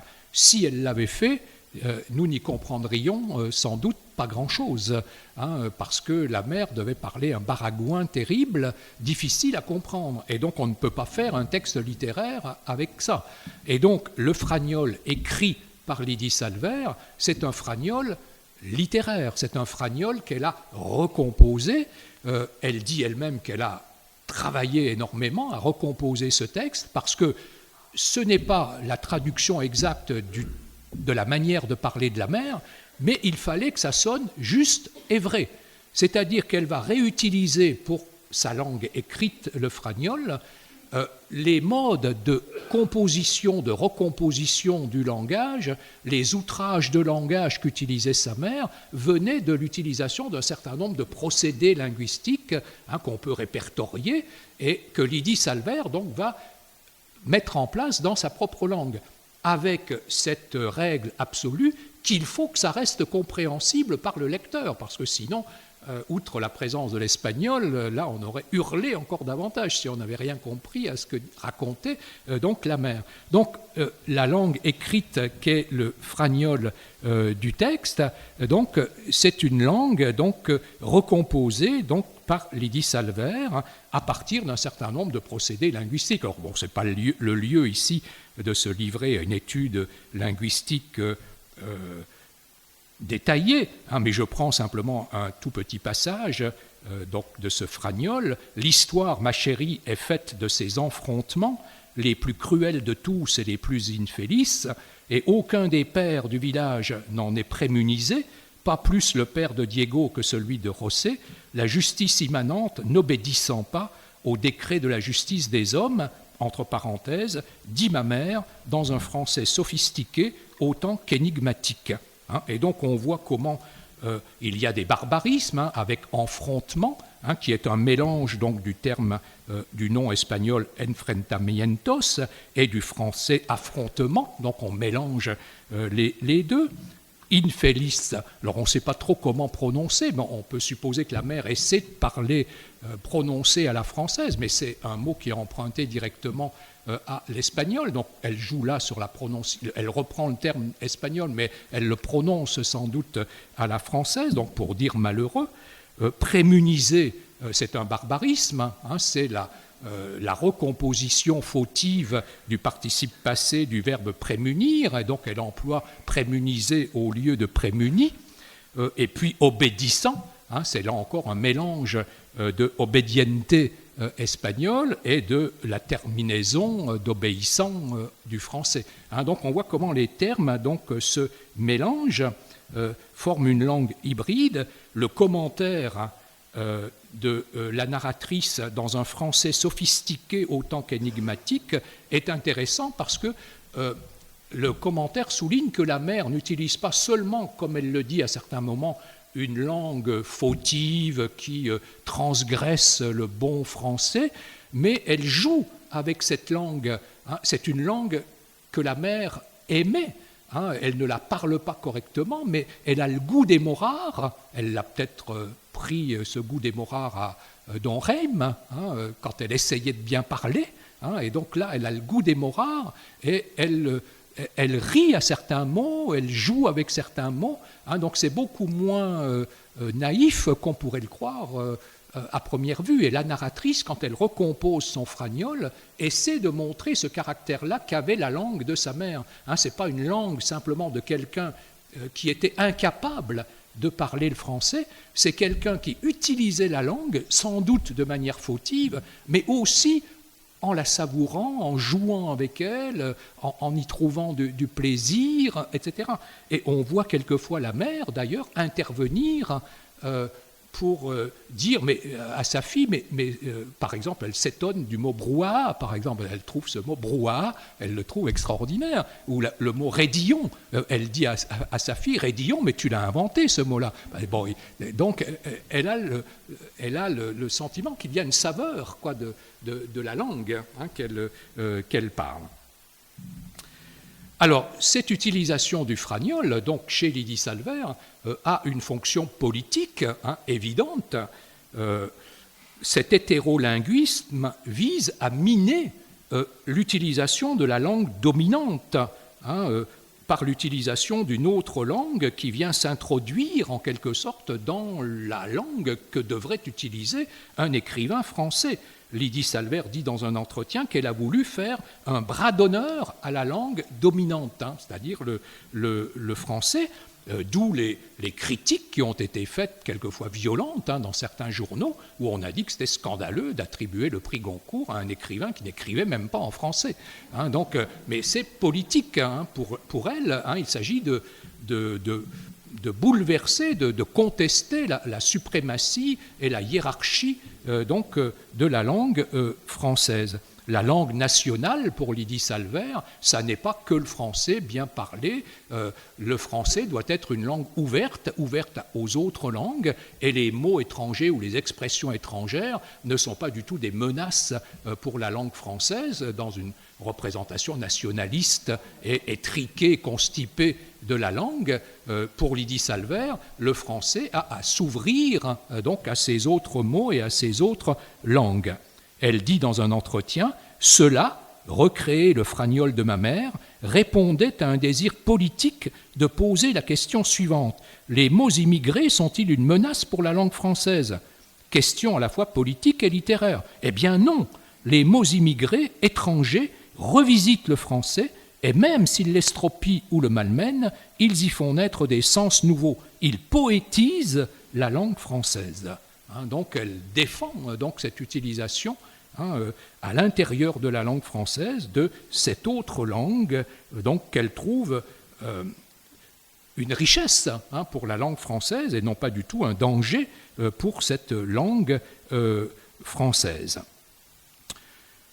Elle procède, l'utilisation de ce fragnol relève également d'une motivation éthique pour Lydie Salvert, dans la mesure où il y a là le rôle du texte comme mémoire. Elle veut garder la mémoire de ce fragnol de sa mère en le reconstituant. C'est une langue qui, sans ce livre, aurait complètement disparu. Et donc la mère existe par sa langue parce que Lydie Salvert a écrit ce texte. Elle dit elle-même qu'elle a voulu conserver, donc mettre en mots, parce qu'elle dit c'est aussi une des fonctions de la littérature que de mettre en sûreté les choses, et donc mettre en sûreté, faire rester dans la mémoire des lecteurs des choses donc, qui auraient disparu. D'autant que sur le plan éthique, la narratrice a quelque chose naturellement à racheter, parce que cette langue utilisée par la mère quand elle était enfant, qu'elle allait à l'école, c'est une langue qu'elle méprisait, dans la mesure où, lorsque sa mère parlait devant ses amis ou devant des professeurs, elle avait une honte terrible de la manière dont sa mère parlait. Donc c'était une langue qui montrait la classe sociale inférieure à laquelle, la culture infériorisée à laquelle appartenait la mère. Donc cette langue dont elle avait honte quand elle était enfant, la voici qu'elle l'utilise pour écrire un texte littéraire, et donc elle se rachète en quelque sorte de la honte qu'elle éprouvait alors qu'elle était enfant devant cette langue. Et donc l'utilisation du fragnol a une fonction éthique. Elle rachète en quelque sorte la narratrice, Lydie Salvert, donc de la manière dont elle concevait précédemment sa langue. Et elle inscrit Lydie Salvert dans une lignée d'écrivains qui ont procédé de la même manière. Elle s'inscrit dans la lignée de Nietzsche, Gada, Valero, Peggy, Gide, Bernanos, et elle s'oppose donc à d'autres salauds de la littérature qui n'ont pas rempli ce rôle éthique. Elle cite par exemple Neruda, le plus grand poète stalinien, dit-elle, parce qu'il a écrit un éloge de Staline et qu'il a écrit un poème qui faisait l'éloge de la bombe atomique, ou bien Claudel, traité de fils de pute dans le texte. Donc vous voyez qu'elle y va fort. Donc la littérature, pour elle, peut être répugnante. Quand c'est du Claudel, ça peut être répugnant. Parce que pour elle, et on rejoint là des débats actuels sur la littérature, il n'y a pas de séparation pour elle entre la biographie d'un écrivain et ce que cet écrivain écrit. Si c'est un salaud dans la vie, les écrits sont ignobles. Et donc c'est le cas de Claudel pour elle. Le fait que Claudel ait salué la victoire de Franco, c'est quelque chose donc d'ignoble qui rend ses livres donc ignobles. Donc il y a une fonction éthique. Et enfin, pour terminer, je dirais qu'il y a dans l'utilisation de ce fragnol une fonction littéraire, un enjeu littéraire. Il s'agit de poétiser la langue française par l'utilisation de ce fragnol, de donner une saveur esthétique tout à fait inédite à la langue française par ce traitement littéraire, de transformer ce qui était à l'origine un mode de communication très imparfait, chaotique et sans doute extrêmement difficile à comprendre chez la mère, en une langue écrite, en une belle langue. Enfin, ces passages en fragnole, c'est vraiment quelque chose de très réussi dans le texte, quelque chose qui est vraiment très intéressant sur le plan littéraire, dans la mesure où il y a là véritablement une saveur de la langue. Et la grandeur du texte, c'est de mettre deux voix qui n'ont rien à voir l'une avec l'autre. La hiérarchie entre ces deux voix devrait être évidente pour tout le monde, entre Bernanos, qui a écrit des livres, donc à l'appel est réputé, et puis Montse, qui n'a rien écrit, qui ne fait que parler. Ça n'est pas la même division où l'on joue. Et pourtant, dans son texte, Lydie Salvert dit qu'elle met les deux voix à égalité. Elle met esthétiquement les deux voix à égalité.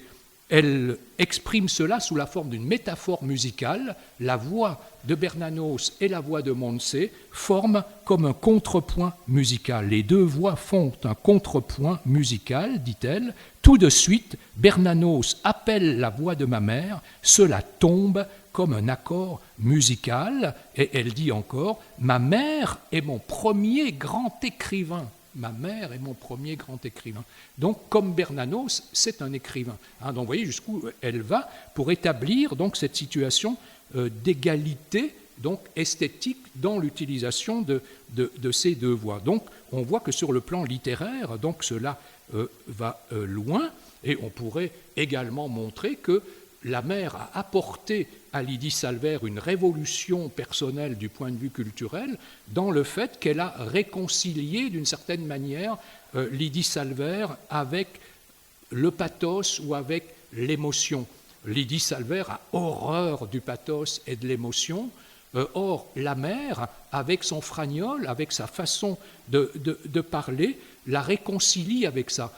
Mais c'est un pathos et une émotion qui est fixé dans une limite que donne le titre du livre, Pas pleurer, qui est un très beau titre, parce que c'est un titre d'abord agrammatical, avec l'ellipse de la négation, on devrait dire ne pas pleurer, donc pas pleurer c'est incorrect, donc c'est exhibé en titre l'incorrect, le fragnole de la mère en titre, et d'autre part c'est une injonction éthique, pas pleurer, c'est il faut vivre, et ce que reconnaît la narratrice à la mère, c'est sa capacité extraordinaire à vivre au prix de compromissions et de compromis culturels, comme on l'a vu tout à l'heure, mais cela, c'est l'instinct vital qui la soutient, et d'autre part, donc, c'est une injonction littéraire, ce pas pleurer.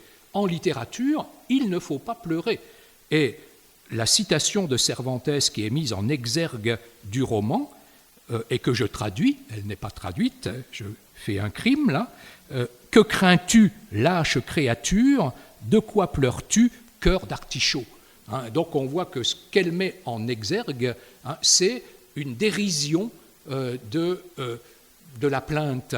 On ne pleure pas dans la vie, on ne pleure pas non plus en littérature, et c'est pourquoi ce texte qui évoque des événements tout de même très graves et dramatiques, c'est en même temps un texte où il y a du rire partout, où il y a de la joie partout, où la mère, jusqu'à la fin, malgré sa vieillesse, malgré sa maladie d'Alzheimer, etc., garde une tendresse absolument extraordinaire pour sa fille, sa petite Lydia. Elle habite en face d'une école où dans son fauteuil, elle ne peut plus marcher, dans son fauteuil, elle regarde les enfants dans la cour de l'école. À la fin, elle demande à sa fille de lui servir un petit verre d'anisette. Elle dilapide son argent alors qu'elle n'en a pas. Donc les médecins elle aime les gros mots, les injures, etc. Et donc les médecins mettent ça sur le dos de la maladie. Mais la fille voit dans ce comportement culturel des restes du Barcelone été 36, où elle parlait de tout, où elle parlait de sexe, où elle a fait l'amour sans même connaître le dénommé André, etc. Et donc la mère a gardé tout cela. Hein, et donc il y a là, dans ce pas pleurer, une joie, hein, à la fois sur le plan éthique et sur le plan littéraire, hein, que porte donc le texte, et que vous allez retrouver dans cette fin du texte, donc, qui sera la fin de cette conférence.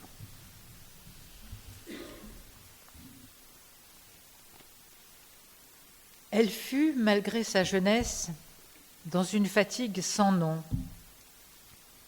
Mais elle continua chaque jour à mettre un pied devant l'autre. Adelante! L'esprit uniquement occupé à trouver les moyens de survivre, se jetant à terre ou dans un fossé dès qu'apparaissaient les avions fascistes, le visage écrasé sur le sol et son enfant contre elle, terrifiée de peur et suffocante à force de pleurer, son enfant, à qui elle murmurait « Ne pleure pas, ma chérie, ne pleure pas, mon poussin, ne pleure pas, mon trésor !» se demandant en se relevant couverte de terre si elle avait eu raison de faire subir cet apocalypse à sa fillette. Mais ma mère avait 17 ans et le désir de vivre. Elle marcha donc pendant des jours et des jours, son enfant sur le dos vers un horizon qui lui semblait meilleur de l'autre côté de la montagne. Elle marcha pendant des jours et des jours dans un paysage de décombres et atteignit la frontière du Perthus le 9 février 1939. Elle resta 15 jours dans le camp de concentration d'Argelès-sur-Mer, dans les conditions que l'on sait, puis fut dirigée vers le camp d'internement de Mossack, où elle retrouva Diego, mon père. Après maintes péripéties, elle finit par échouer dans un village du Languedoc, où elle dut apprendre une nouvelle langue, à laquelle elle fit subir un certain nombre d'outrages, et de nouvelles façons de vivre et de se comporter, pas pleurer. Elle y vit encore aujourd'hui.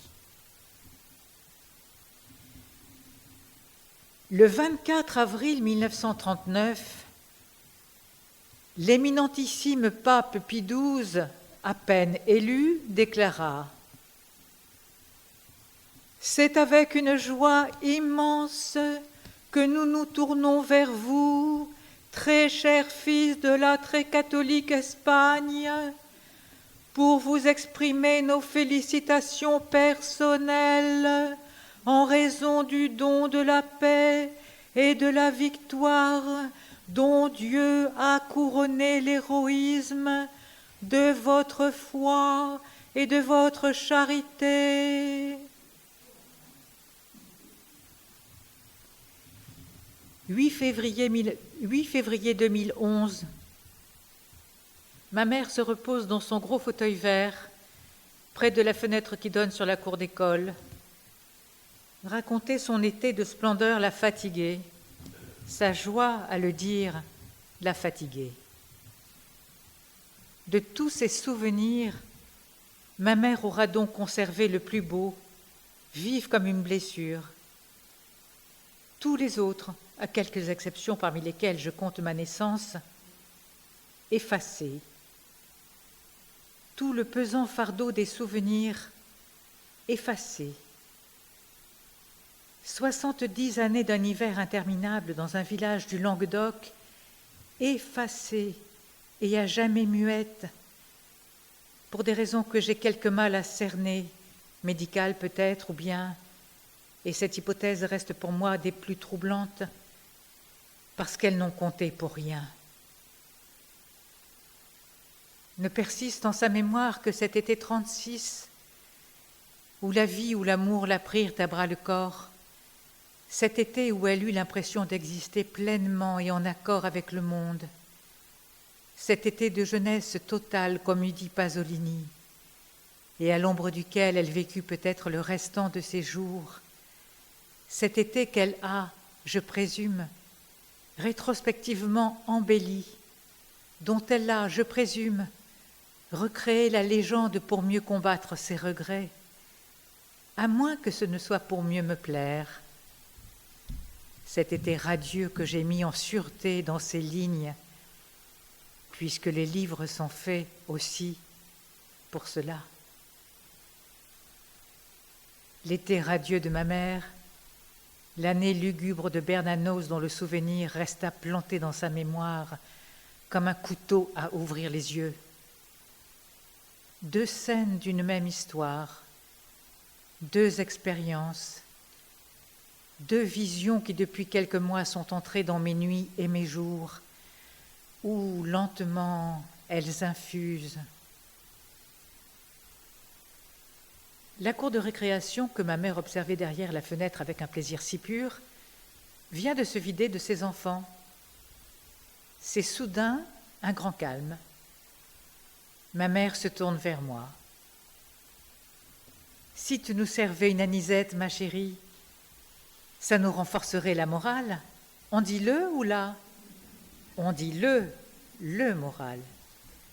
Une petite anisette, ma Lydia, par les temps qui galopent, c'est une précaution qui n'est pas, si j'ose dire, surnuméraire. » Voilà, merci pour votre attention.